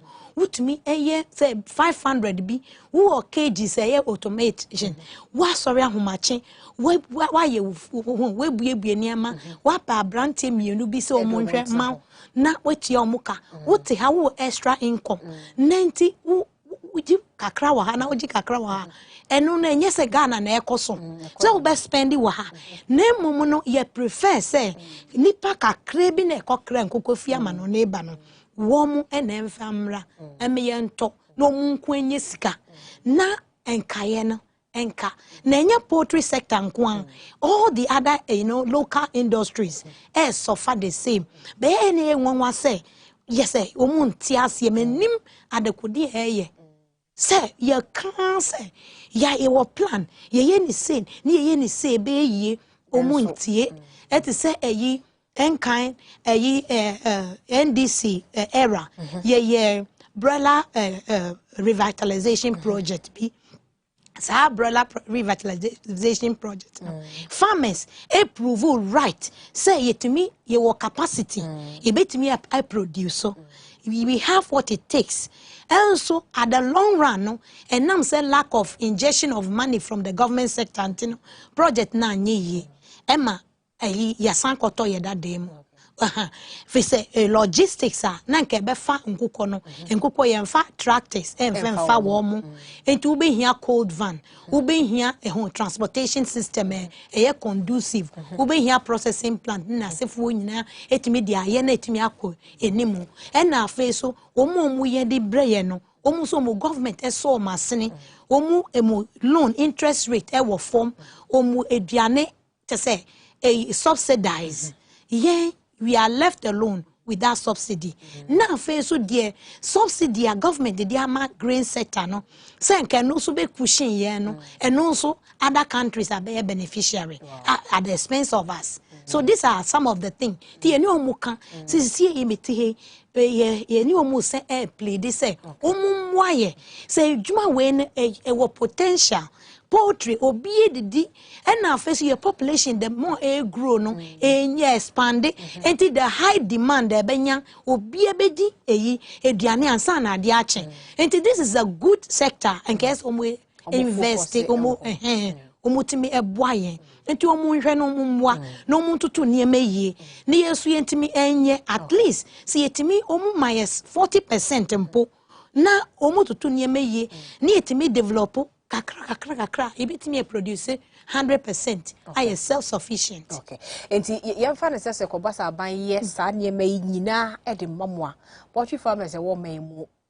wo sa hoden no to feed about 30.8 million Ghanaians ye woman mu say ye jai de ye cre from on ne nkrofo mo benefit from ye subsidies ni ma ho do keke ka ho ni nyina na say yiri nyina afri ho ne ye say de ye focus ne ye say ye ba be hwe ye local industry no ye local poultry industry no enti ye jai bibia de amamo say mo nya ahode ne wo ho say bobetumi aye e de afidie nyina oman mu ni nyina ahode de e wo wankasa fi say e ya meka say businessmen Ghanaians omuti abrochire Ghanaians omuwo eti Ghana bebre wuska omunnim the right investment to make omunnim bebi omudi musika ne be sha ebetimi aba back with profit enti say abind the near to 2 years say me wa mami assurance say me product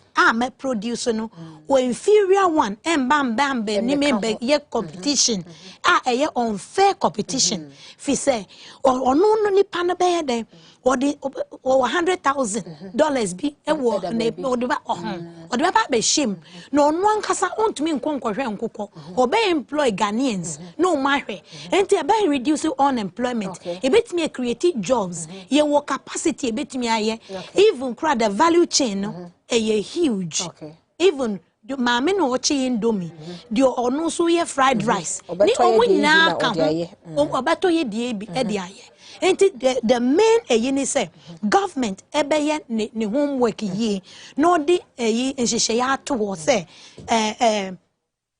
this is we're creating enabling environment say the beya obi e wo ska obabi obetimi de aba wonim say menya mfaso e wo me hu adwuma emo yu enti afa ye mehwe ye nkokọ no say the osi bronya de ye da ye na ye ne pese ye nkokọ a ye omo ha na ebenya biato mejidi say bo ne ye edema because ya na Ghana fo bi nso nwinwi wo bo ne ho say Ghana nkokọ e de ana ne bo de nti na ya na de yakra fosu no ya na ye de ani akodi achi no mejidi say Christmas mu mo hwe bo no so ama Ghana fo say de be ya ne to ne ye de bebre so aye homework aye adwuma ye one of the thing they say na sometimes you dream price ne ho edudu a na ye ha ye ho the reason they say ubeto ade a enye na we cheap na echire ubekwa akoto eduro aboden na ade asa ho yare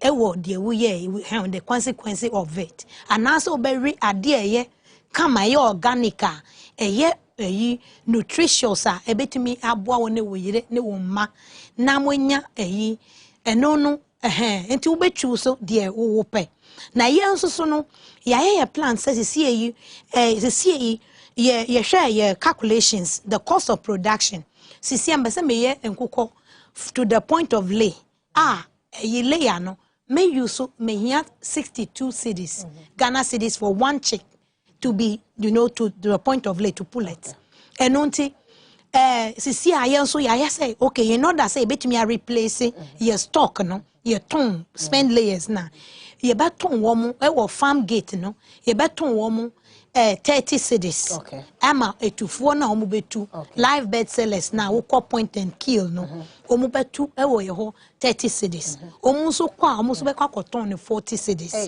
enti no na spend layer na obi obeba 1 2 no e wo farm gate eno ye betum kakra ama no na broilers so no ya adwin say ye beton broilers no ye wo bu ho 6 weeks 6 to 7 weeks enti ye fa ne say 2.5 kilos kon ye beton no versus 65 to 100 cedis me fa ne say bia sorry to when my mistake between 2.5 and only a baton on the base 60-65 by 3 kilo 4 kilo no bu white minya even 4 points cry e be sheda ye wo mu nyi sa eno no omunya face 12 weeks nim eno na ebi pe enti eno no na say wo tua premium price enti e be can say to from 65 to 100 there depending na emom no Ghana for omu patronizing local chicken fi say Ghana chicken for health. We are do nutrition, papa bi, and then no so nins you a day. And the day bano, ye hunu. Upa could be so almost say, the date of slaughtering. Da bang. And omu to mean chill. Now, when so they are fresh from the farm, fresh, ye fan chef free, Jimu say, shemni and fa additives, biaso and ma warm, ye momu a bro soya, any wheat bran, any vitamins, ya, and ti omuria. Omonya depa na fe so afiaso na so bia etwa ukun akoko etwa moje egu a ese nyankopon wa ma nkwa ohun enti was we do bronya enti omu and patronize local one fake moja ne wo de real moja utwa ubetu amna na de egu na de adanyame ase you ene bahefo so da ase anope ese osebo ne wo fom enti yenkoto Ghana nkokọ na ne enwe exansa hodi wom apomde ne yehwe ni mu se bronya nkwa awie de bewe gu ye mbia ne mekọ beba na ye wa hoden ne wa hokeka so enti maame Gifty Rodo ene ne kasa wo no chairperson ya Greater Accra ha Poultry Farmers Association wote edwem ede ema wo mo anopei woni edi nkomo bebre na mnim se abem mpanimfo nso behwe na akuafo yi wo mo nsem mo hye ase kan enye ne yenye ho bi emfama wo mo na nka ebesi 2022 mu de na nka Ghana akuafo mo poultry no womo nkwa na adwuma ne de ama womo a womo na aboa ama womo soso etumi akọ womo anim wo saa kwan no eso enche ye be sori na febra kwa me ene abedwafo aba betena se wo ma ya tena se adwuma die so ne nkomo bebre wo pono so a womo ebebobo hu tichiu bi ene okay ne tichiu bi ya womo beka ho asem no efa COVID-19 ene friend say ewiemu hyan ya yekoto abedware mu ne ho sese bebre na ani burial lassie so na what the message we have so what the woman is saying is true for us in the Abroche okay we are now keeping our money in our account here in Abroche okay enti wono so dia award aba no jaba halidu de bi eba ye Daniel dominance de bi ba foforo pino aso the messages ni bi aba ye ko na brakwa me ene abedwafo aba beta santi gift ye dase no pepa ti ye ba sisi a na o man no atenase.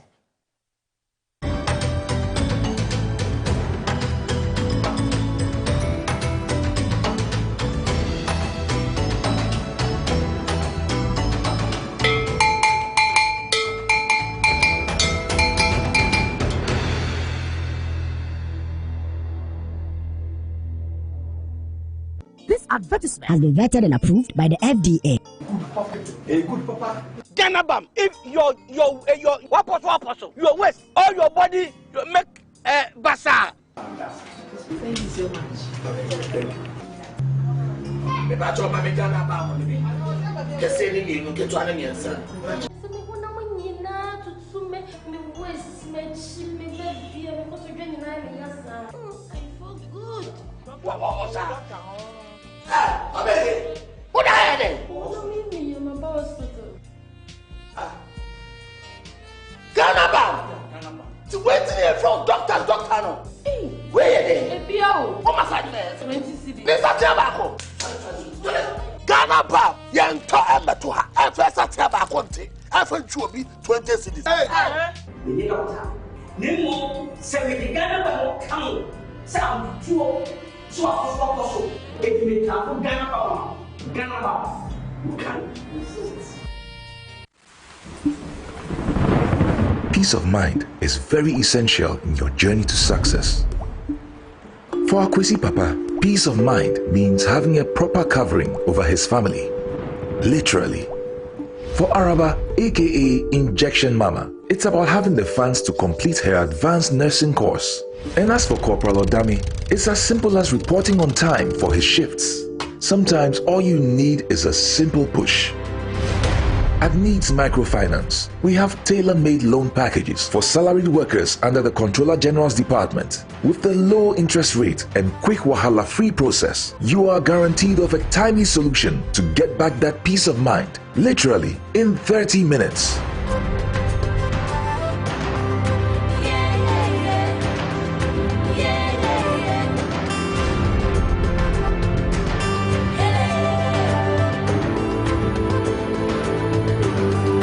Tvxyz Microfinance. Growing with you.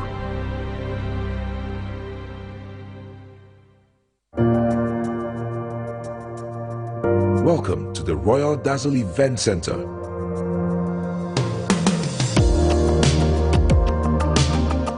With a lush and well-maintained lawn and garden, you are assured of the best serene and comfortable atmosphere to organize all your family and social events.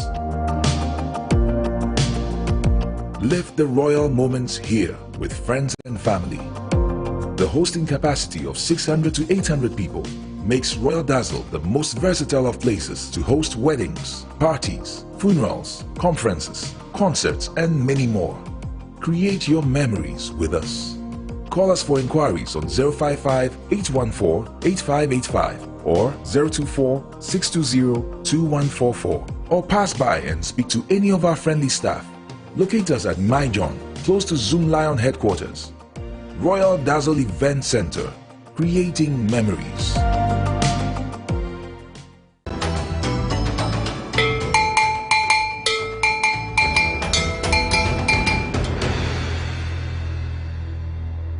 Right, abusu for minor tenase wo tonton sansan dwumadi so Tvxyz enkomo hwehwehwam ne de abramo no sa wote ye ze de fie kuko na ne ye bekum ne arewa bra ye koburu nyabre amapoma no no amapoma timi nunu nkofo eyi nsem pie wa nunu ma mi am na yi nsem pie edigara bari bamuti a ye diem ene ye di hu nkomo no basa abre ye bebo awura Ghana mrahye bedwafie na no ye te wote wo ye dwendwen ye ho a ye se yi levy bi aba eguso a ye bobo ho a ye pe kwan a aban besesa na adwena wana Dominic defense minister no nso dia behwim Ghana for mo ho kire mo forget it say ye tupo ya hyase ye ne amanfo di nkomo Boeing for ne bus wo ye ne omu di nkomo a ye wi ano no a ye kwa akoto presidential aircraft and as adu play fufuro dia ma ye president na okoso ka sa anye bia no Ghana mampanyin na adu danko akufo no nyon no betrem etimo bia anwen se chinchina ye pese ye ema ye ho ena mo kasa bebrebe se ena eni ho kwanse ye tu sa na mo no mu tua ye ho me ne okan no mebo a kire mo wa bra bedwafo nso atena se no bete omo so ejina ye ewo sa asem ye bedi ho komo sisi ye wo ka dwumadi no ho ti ma mente on ka WhatsApp no so na Facebook live ena so eya no kure wona no ne esi omrahye bedwafie se ma meje mensa abato komisa titinani wo dwane afiri akontabuo ho entina na no womoto on safre ne se womra na wombebu akonta wo no ma hodo a waye wo Ghana fo dimu wo de Ghana sika aye no wombebu akonta na ntina na no wa ma na a wo ma bossman asare ekọ ya mrahye bedwafo ebo anyo so mo pam no se bossman kọ nye wo ne ye hwe wa mama meje mensa emra ene ya wada ene na mrahye bedwafo so mo hwe animu se obepiem wo mrahye bedwafie enya mai die ye ebisa se that's it appear say ma meje mensa wo dwane afri akontabuo ho ana eno so kan komo na ye bedi na boda na chinchina his excellency na danko akufo say ya tumu no eno so ye bedi hu komo Honorable Timothy awontere matabwade former member of parliament ema adehye wo Bosa North constituency ofia mama na chema na kwa Honorable akwaba and the attorney fita dia oni kero fori ata ko competition me dey end no code nko na kan fori ata de ne white no aya na the FIFA so no the twatwa tini me dey end correct but the can say tini esa me fa kwan so na me chia ya cha kwa ba so chepa na me chia studio for no and am for mu hwe nyina from here to my constituency level and so on so we are saying good morning. And I feel so Eja Mark Ewusiako, where national youth organizer Emma People's National Convention. PNC for Mukru. Mukru. Margaret say. Obade dia che na mo so e. Yes bo nine na. Enough from. Yes bo konto kwa. Enya sem keso. And I na mu megire ye no my steady. Yes ye prepared force. Mo so mo konto kwa. In fact, PNC for. We cannot run away from the fact that political parties, organizations are obiakuta divergent views. But we also have to know, so irrespective of your views, we all need to champion one particular agenda. And the agenda, and they say to me, about video mine. So now I say, Timmy Mufo, sumo mine, Kafra. And you be do mine and assumo mine. Bedi ni masum. Okay, yate. Ah, yeah, then, and I said, finance minister Shasha no white and honorable can once a week. Now done and now done a contumpo more, or more the parliament. Now, as I chinchina China also be a jitum, sir, you, sir, a boy and somewhere, net memo for Cassani, Suduma Bobo, no position, Cassie and Chins and almost a dabin. Yeah, then conquer, sir. To find the back on Sibichasu. Matty, you can, yeah, bank coming in also. Yes, I see free at Nyanko and Krat, and be Akasafa and Afenso. And then you know, so ne honorable Jifa Gumashi, member of parliament, K2 South, Etchin, say, were deep man penny and another Danko Kufuad, who yaw party to which Naya West Sea. Now, fence asanso aye na adwemu na kakra wo bisa say mampanyin na nado danko akufo ado kro ya na ye ECOWAS chairperson omukoye nhia mu omugitu mu say eye January bosomi ye wa afefufuro ye eba ya no eye land borders no ye ba bebie na nre ya wo de Ghana for bekasa ewo Tvxyz ewo ye fie mu a wo say de December yi ana say wabra ye kwa enim no border no ye nyam bie afenso mama Jifa Gumashi ka say mampanyi won kasa mu no Ghana fo nyina teye agi tu mu se omo wo enkronkro ahodo a eben borders ni nyina no omo fa ahokyerem na ahokyere ni nyina achi no eno ni gira ewe ya na amesha asem fi honorable Timothy awontre matabo ade ewo sa asem ho honorable asem hunu se eye mampanyi kwan a wo fa so abo Ghana fo ho ban titi wa bra yade no eye yade kodi ewo coronavirus ni nua omicron aba amane buso. Yo, Prince, and no, I'm a tear on my opinion, kakra. But you see, and no, I make a somewhere, baby, and then person repeat it. I think my dream is a president and by a broadcasting and run. And your coronavirus and another Omicron virus and hey, he wanted a way to appeal to the people of this country to accept the e-levy. Oh, Samu. Yes. But because of their arrogant posture, because of their impunity and the disrespect they were Magana for Nintino, one person baba director because ya yam from so edify e-living hunti. Ya cheers and he was only using it as a platform to send a word to the people that they should embrace the e-living. And at the end of one in same one, not a dance at the end. Because my brother. And no, Kasiebo about the economy. Then he talked about the fact that borders no, say be borders this year. And now, who shape a mampenyin kasa, and also share say everything is you chrome her, including the economic hardships now among for which they've attributed that to COVID in this country, COVID expenditure. Omama can say 11 sambaso asika ni kromam de be hwe because yadiaba they've attributed everything. You are closing the borders again. It will mean you are shrinking the economy again. And your only way out is the 11 ko omo na omkae. Omo say 11 number so omo ntimi nya hwe. One they'll go to IMF, second they'll not be salaries and fertilizer and pony say ma fertilizer free mpo. Everything about the COVID is money. And you have to mobilize the money. But Samson, you pomudin Samsu here. Neighbor, your fourth wave move. Neighbor, pomudin Samsu here. I then and a COVID scanner buy no. Only $5 million economic tea. 33 million Ghana cedis. Over 330 billion old Ghana cedis. What's some of the meetings? Meeting a no tea. Young crop for no electoral commission, no one can tea. Huh? So what they are telling us is that $5 million dollars has been used on item 13 and meetings. Him for 14 meetings so Chrome about the coronavirus. Why did they hold that meeting? Why did me Babodano?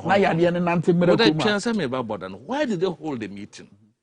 Oma who say COVID is only a process. Somebody be a profit. How much do profit? She say no Kasiebo. COVID buy no. Where are they making the profit from? From the airport. That's right. Omoko establish Frontier Health Services for. Omo describe we don't know the owner of it. Today, look at the punitive measures imposed on travelers on back inside. It is to make profit. not omo dwene Ghana for said omusie. Hwe for na your border no. Hwe for na your border no. Oma time and again that their livelihood is dependent on that. Into anka said the COVID no a call down omo yembi no munye what do you call it transborder trade. We are aware that the people in Volta region, the people in all the border areas, right. Their economy is rested on their trade across. We are aware of that. This President Abba, on one ECOWAS chairman, and of course ECOWAS formed by, is it January 1st? Yes, BA borders, no. Then within 360 degrees, you turn around and say that you are closing your borders to other people who catch them so borders. How would they think about it? But what about the arguments apart from so a ECOWAS channel? Or something a mampeni or mana or then what to say my Ghana. Ah, na send you back when they say or bottom no, but Ghana is not an island. That concept is dead at birth. We've been doing this since the days of the colonial rule that a Ghana near island. Intunisa who bought Humbana, the other countries who almost bottom for Humbai. Who would want a Togolese to also get this, or a Benwani, or an Ivorian, or Burkinabe? So when people are saying this, it's child play. In fact, whatever President Nayan bottom and football, they are interested in the profit that they do. This government, led by President Akufo-Addo, doesn't care about the life of the people of this country. Okay. All the what they care is about money. Okay. It's about money. It's about money. Share e-levy no po mo ye no. E-levy no mo nye no po ma kwoti 241 million. 241 million. Yet you are saying that you don't have money. And yet you are already deducting 241 million for a company that will come. In any case, data na mo de calculate here. Say mo benyas 7 billion Ghana cedis, what do you call it? A year. What was the data that you used? That you don't have that data. That you need a second private company to pay 241 million Ghana cedis in order to use the secondary data you are having, the data that was given to you by the telcos. You don't think we are fools in this country? And I'm can be venture. Once a COVID in buy, I'm a catcher, say. And sometimes you know what? Even Dr. Okoboy, former MP, could sit on TV and say that conference the other presidents now I want to maybe bisa man penny say on chiro choir on all the first COVID and spread nonsense. Nonsense, I say. My brother, let me tell you, these are second-hand protocols. It has been used elsewhere. So you went and imported second-hand protocols and brought them here. Brunua protocols now go the but any factor say your numbers are increasing. Don't be swayed to go that way, my brother. Don't go that way. Let me tell you something. The protocols that we have been asked to obey in this country is what? Hand washing and not kaya. Nose mask or kaya. Entity kaya. In front of protocols. In front of protocols in the free buyer. Oh, said World Health Organization. And they were implemented where? In the US and in the advanced countries. Okay. So who were importing second-hand protocols? Who were importing your friend is saying, protocols? You're implementing this protocol originally. COVID has killed millions of them in their country. So was it the second-hand protocols? No, it was by the grace of God. So you must give honor and glory to God. My brother, Anka COVID ni si wo krom hanum. They say they see wa man no nanka nyina nka. Anka space na wa che no bank. No, let me come. It's a serious matter. Yeah. And the issue is this, we must be serious in this country. Yeah, ono kasa or Luxembourg. Or over 80 million euros. And then he's going to use 20 million to equip the health sector and the medicines producing agenda now. Doesn't make sense. Bank of Ghana, Mahama, 10 billion Ghana. So you borrow from the Bank of Ghana. No government has ever borrowed from the Bank of Ghana. You borrowed 10 billion. You went with the speed of lightning to IMF. $1 billion. You went into our stabilization fund, took money. All the money combined is over 22 billion Ghana cedis. Where is the money? Where is that money? Do you think we are fools in this country? What the president did was to appeal to the people of this country for them to accept the e-levy Also not to broadcast. It's not to broadcast to us. Anyway, and also to prevent, to now empower the police against a man for a demonstration. Then they will use what he did yesterday to prevent. Because there are going to be a lot of demonstrations to be brave. What do you say? And that is what he's doing. Because we can read. We can read into their. You know, they are not intelligent people. We read it. So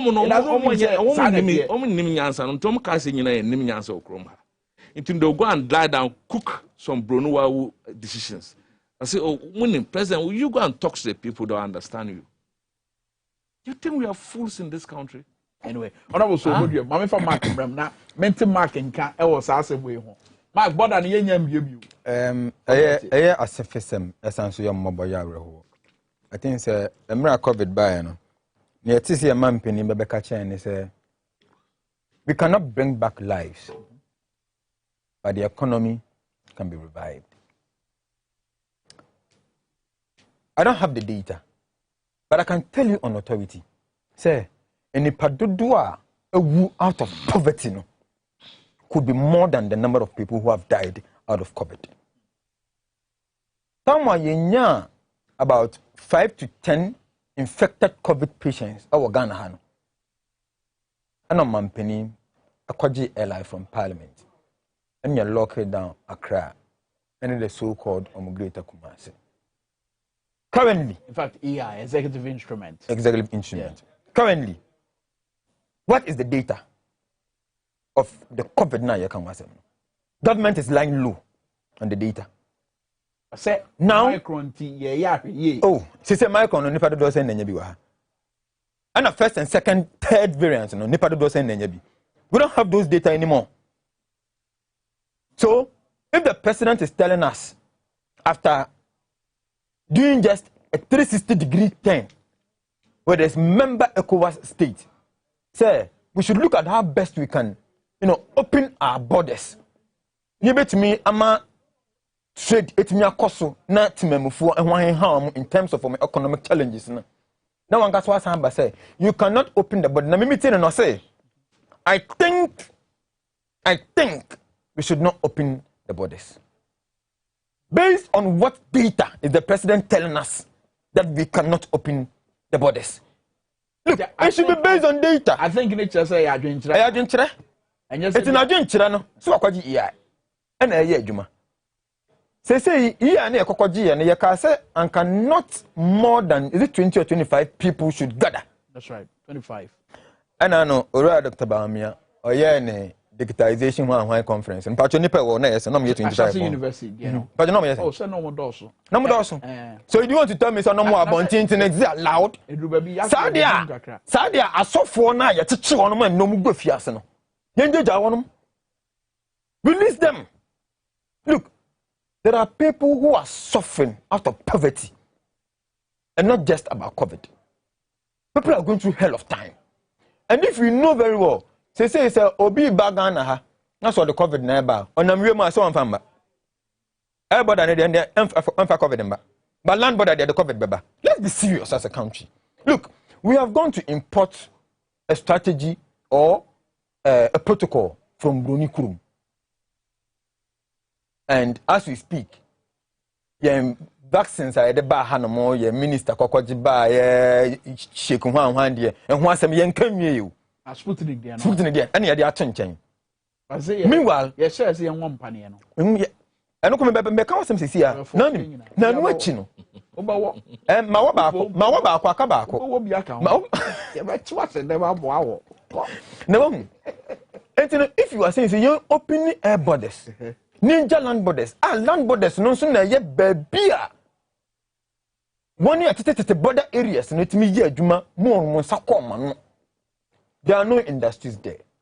There are no factories there. It's just the trade. It is just the trade. And if you are asking us not to open it, what do you expect them to live on?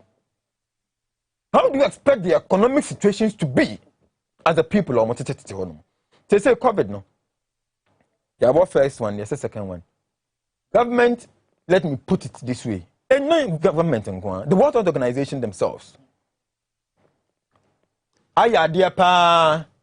in the sensitization program, I'm the buyer say, young war COVID, no, young war, na ye. Young war, offense and companion. But the side effects, they fail to talk to us about it.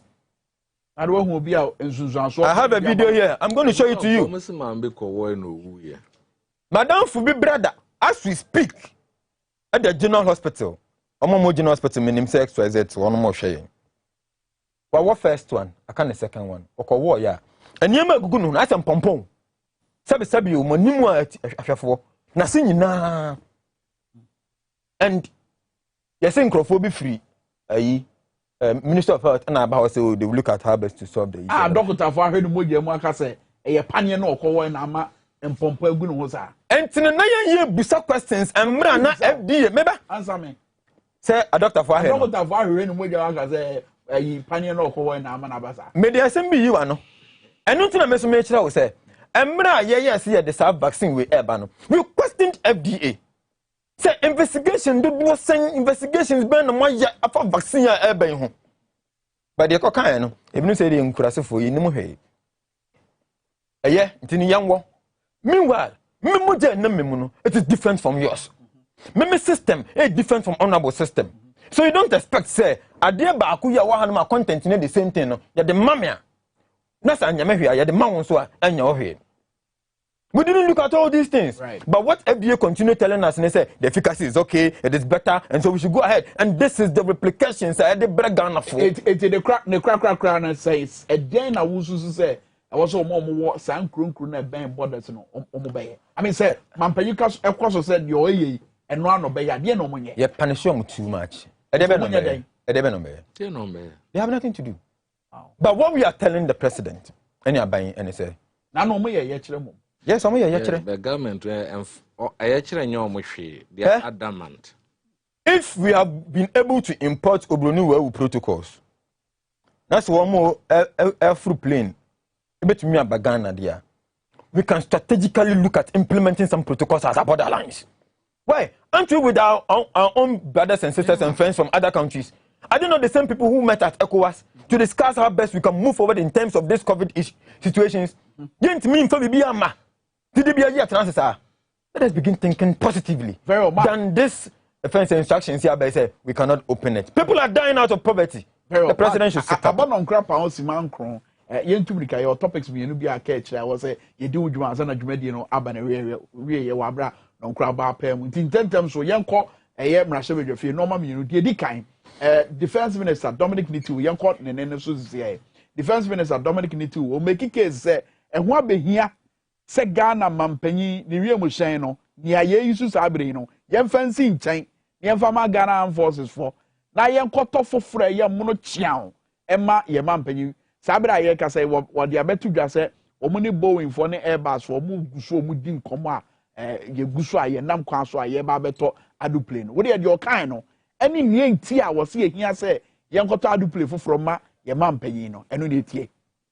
We need a wide-body aircraft to do government business. You are sophisticating us. The lead time for an aircraft to arrive will be the first quarter of 2025. This current president will not sit in that aircraft as president. But Mr. Speaker, I want to confirm that all of us, from the indication I get from all the consultations, is that it is paramount, especially because we do not have Ghana Airways. It is paramount to have an aircraft that can do government business. Mr. Speaker, the logbook of the Casa 295, which is a pure military aircraft, is so full that it is not safe for us to continue to rely on the military to be using a pure military aircraft to be ferrying government officials, and government officials include members of parliament. In fact, one of the bodies that use the military aircraft is MPs. If you check the records, the members of parliament use the military aircraft more than any other single organization.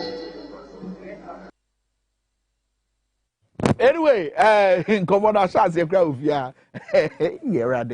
Defense Minister Dominic Nitu now turning. Come, if you honorable Atabwade, your kind of Nina Shaw logbook, Moyama, ye edu player isha na fe kasa ye kasa tia se eni kwan se ye koto edu play foforo a wo se etu omo home no wa make case ni yama atawasum amwaja tum se ye koto edu play na.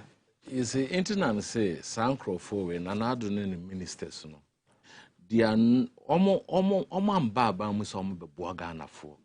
Mo baba mu so omo a sika na ombenya free mu nti no mbae.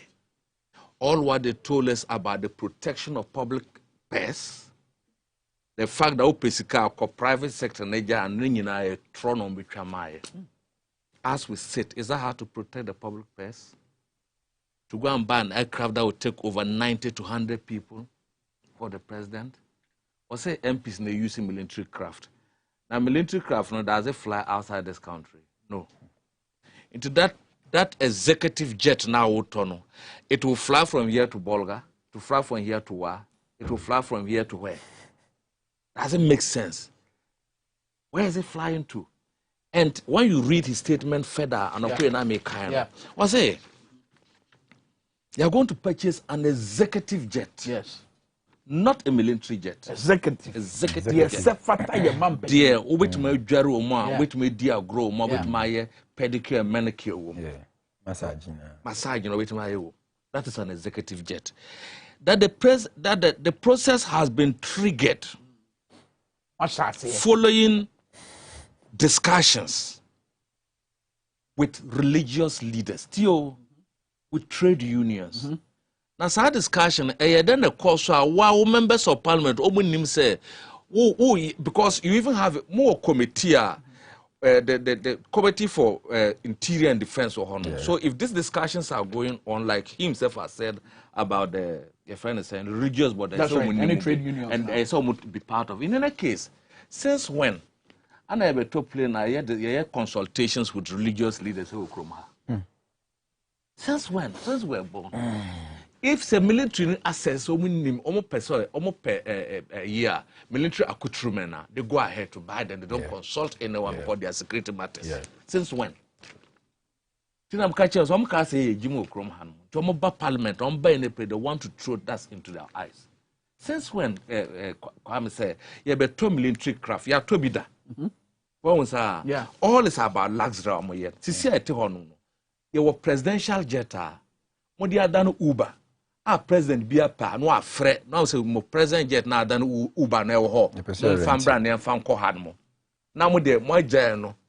Na mo de then you are renting luxurious jet at the expense of the people. In fact, the governor of the Bank of Ghana said that. Or say market assessment of the 2022 budget also suggests lingering doubts about the ability of the revenue measures announced to translate this economy into a better destiny. Revenue measures you can yes, you know, there may person can say sika bedana semu krom hanum. There's no money. So in the face of austerity, austere budget, no, you don't go ahead to increase expenditure, and especially capital expenditure. Expenditure you are going to spend over $100 million. $100 million a plane with the band say crashes can share. Can say this has would be over pumping into major sectors of the economy. None can also move to 2 borders. What are you going to do to our brothers there?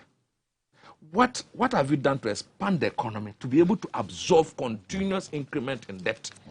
The minister, the Bank of Ghana, governor said that he laments that the high levels of expenditure programmed in the 2022 budget, confirming that it is not a solution. Let's just say, Sika ya dream say, the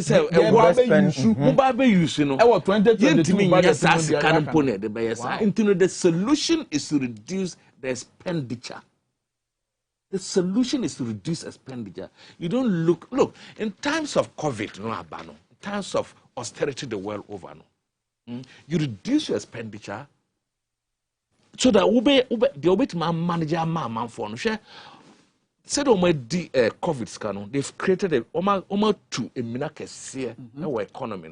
The time be almost she's can go my mother and your mother. Minano motetu no, over the 22 billion, almost the elections na elections. Every 22 billion. Yes. Oh, where did they get the money to give it to the parliamentary candidate? The candidate Bianya over 300,000. Look, I am a politician too. I'm a politician. I'm a constituency. I am with them. And I mean, say, candidate now not even talk a filing form. They don't even talk file form or the file or MPP. Or campaign this and or Chesica. I say our party finance. You could Chesica. Into no make car. I'm talking from the ground. I don't know what I'm saying. I'm not talking. Your party finance. My brother. Where do they get the money from? Those catcher marines. Do you know them? Who marine? Who will be more? They are on the sea, so they are not on the land. They don't understand. We are on the land. We are talking.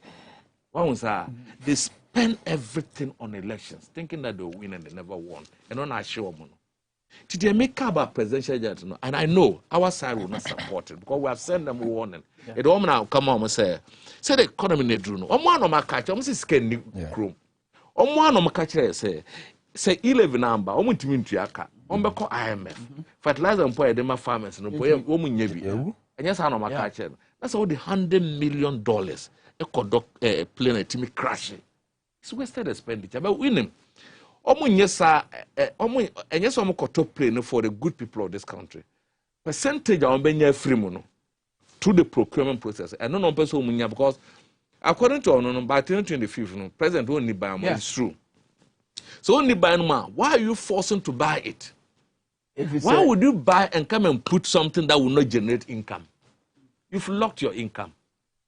You've locked it. So why would you buy an asset and generate income? It's not working to pay itself. They said $1 billion to go push it into a trouble gas. That's right. So trouble gas a triano home. Into projects be hold this can go my a triano home. I do play the intimate triano home. Into you don't spend into a project that cannot bring in income. A baby kama ye. A sita maknoson kune the bureaucracy around in Ukraine. And ye play na idea man some fan travel, so non fan travel.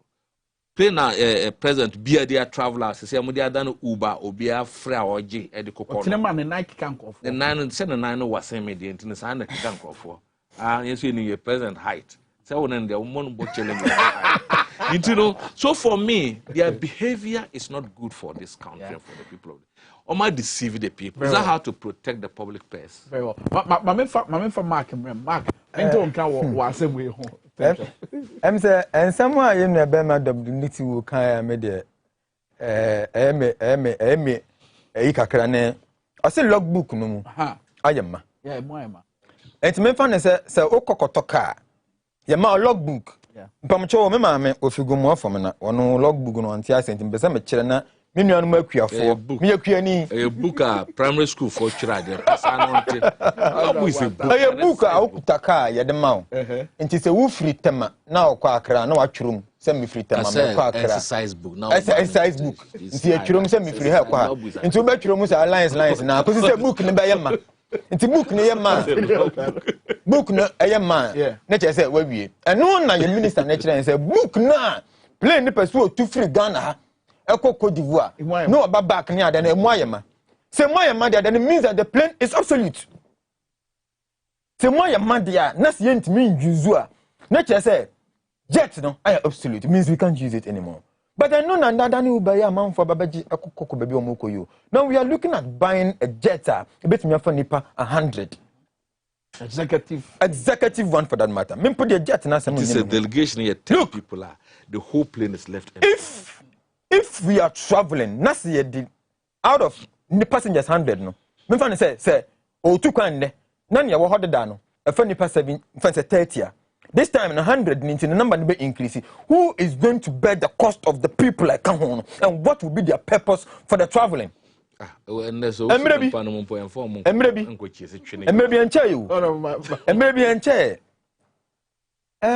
When it comes to the safeguarding of the #1 gentleman of our land, me, and I say, nipa Jimmy for and also Sanajin.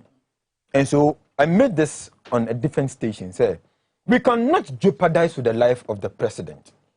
Now, when you are going for a hired jetter, you need to expose your security details to that company. And on that, I foresee, sir, that there's a risk on us as a country. And so if there would be the need there, I can pay presidential jet. But not at this moment. Not at this moment. Would be based on the excuse and modern mind on the old one, sir. And to me, I fly even 6 hours. But the minority, Honorable Kujito Ablakwa, have come to say, no, that claim is wrong. I'll be engineer. So it means that me and some statements I'm making, and I'm making a backwasia, and I'm on San Adrian. So there is a need, say, you better start jets and dear. Then it means we have to protect the life of our president. And indeed, Yemi Nankasa say 2025, we are not buying the jets for Nana Dankwa Kufado. So why is Nana Kufado sitting down quietly, looking at all these things? It means that somebody wants to take his per diem somewhere from the purchasing of the jets. And it's not today. And your man, not into and your man, or mine Dutch in tea. Flight and your man penny and who be any munyam. There be into say, dear, what day? Say to Kaya, fall the door saying, Efa, it's your same. And I for front of Mokafano or Mokasom, the modernized one. Executive one. In fact, the video be what I say, Friday, when you executive one, Anna.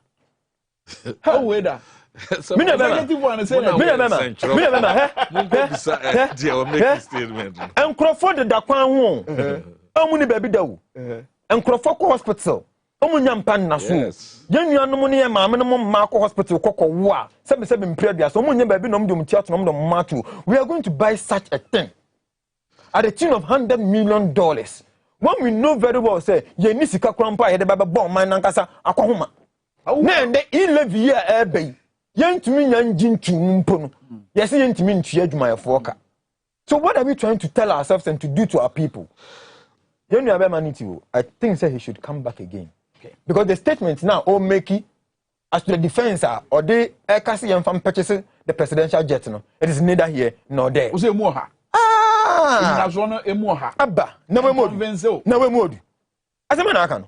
Say, young concofa an executive jet, a bit me a funny pay 100, a bit me at a party room, a bit me at them, a bit me a jet room. When people are suffering, I won't Casawa and so much as say, Ometu and Amono, and I'm on Mutu, baby. So I say, I must start your consultation with religious bodies. And when the bow in near bars would end come home. Oh, and I said, bedroom parliament. You giant Becca. Omasha as that way. Say back parliament. And I'm parliament. Into parliament in the parliament we are. Any number here. Na say the minority. Excuse my words to be insensitive. So make me a passes are purchasing of the so-called presidential executive jet radio. And they will all come after them. But answer now would be seen. A small boy or so I try and pan and energy program now. They didn't just in into. In fact, and they were near 11 years.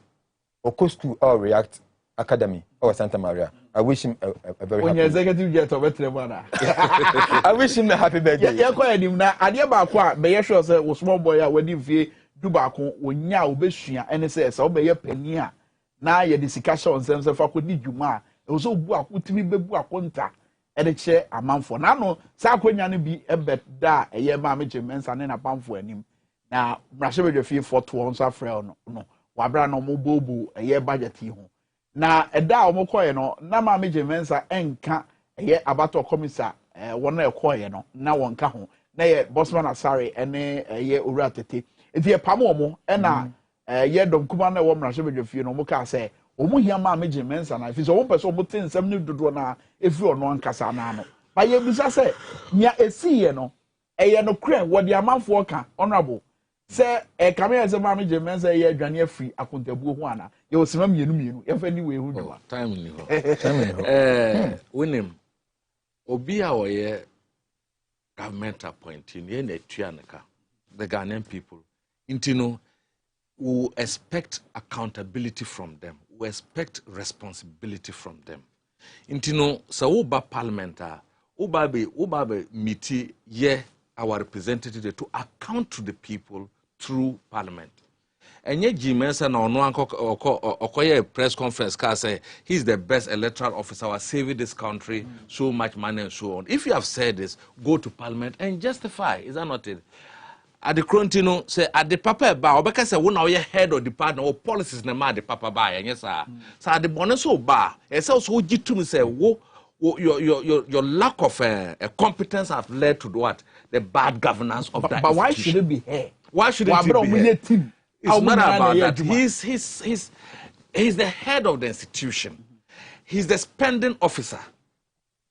And because he's the spend, without his signature, nothing can happen at that place. This is a budget hearing, for God's sake. This is not question and time answer. This is a budget hearing for the whole Electoral Commission. Until one about justify budget now, would they call you? And then you be out now your budget and I could defend so ujane. I know kasi chachukata tete hono mse obi bisano questions intina o. Okazi chachukata betina committee. Let Jimensa know that chachukata is not part of the committee members to frustrate her. You should go there. So no one said ejuma no ye ejuma papa dia onko hon because we gave her over 1 billion Ghana cedis on fanye ejuma maya. Look, and this arrogance, this impunity, no, we must stop it. Who is Jimensa? Afarijan was there. Afarijan was always there when I was in Parliament. Charlotte Osemensa, she came there. I don't know, and this is not the first time. I want to say Mribo, I know when sisters that she must come. Okay. I know by now he was panicking all over. No, what is he running from? Is he not competent enough to handle the members of Parliament? And it's not just about the defense because the members of Parliament can say there are constitutional issues. For instance, the people of Sal. That's right. Central Kofi, Akpafu Lolobi, and Likpenumu. You are the only electoral commissioner. With me, the day before the election, with me, electoral constitutional. These are inalienable rights of the people. That is enshrined in the Constitution. You were able to use the stroke of the pen to cut it off. Ya can't say that's a budget bar. You need to budget for all this. So come and tell us, because there's cost attached. And members of Parliament are supposed to supervise the public purse and scrutinize it. So why you run away? And I Chachikata and committee chairman or Honmana. Very well. You're bringing tea. What can I say? A being as a mammy, Jimensa. Miss Minka? Yeah, Mammy Tonka. Metisena Busan Nabo said, Jimensa with team. And they show you at TC. Sankoya will be a Jinabontin when you know about. Or the Subono Bomb. Thank you. And Tinesa Wood and Mensa, and the one I had the commissioner of the Electoral Commission. That's a one Casama prepare my budget, number the core parliament. Never be scrutinized the budget, no. That's a one Casama count. Now, what do you want to tell us?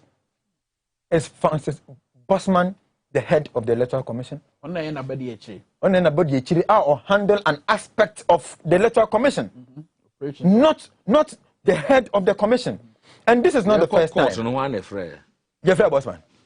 This is not the first time, and this is not the last time. We used to attend IPAC meetings, and on several occasions we attend IPAC meetings. The woman doesn't appear there. At a point in time, people have to question Bossman why the Electoral Commissioner Jimensa doesn't appear. It is a no wamba. Look, and no wamba. They won't approve the budget. So do you think they will approve it? They won't approve. Mr. Hang Parliament. Electoral Commission itself, I think it needs to undergo review. The reason America said needs to undergo review is the mandate I had their mom. It is not just about conducting elections. So you need to look at how you are going to manage political parties and regulate them. Ask yourself, how many times do they regulate political parties in this country? Do they go around to do it? Per our own constitution, a political party must have about 2 test officers in the country. And how many political parties do we have? About 32. Do they all have political offices in this country? Mark, let us be serious.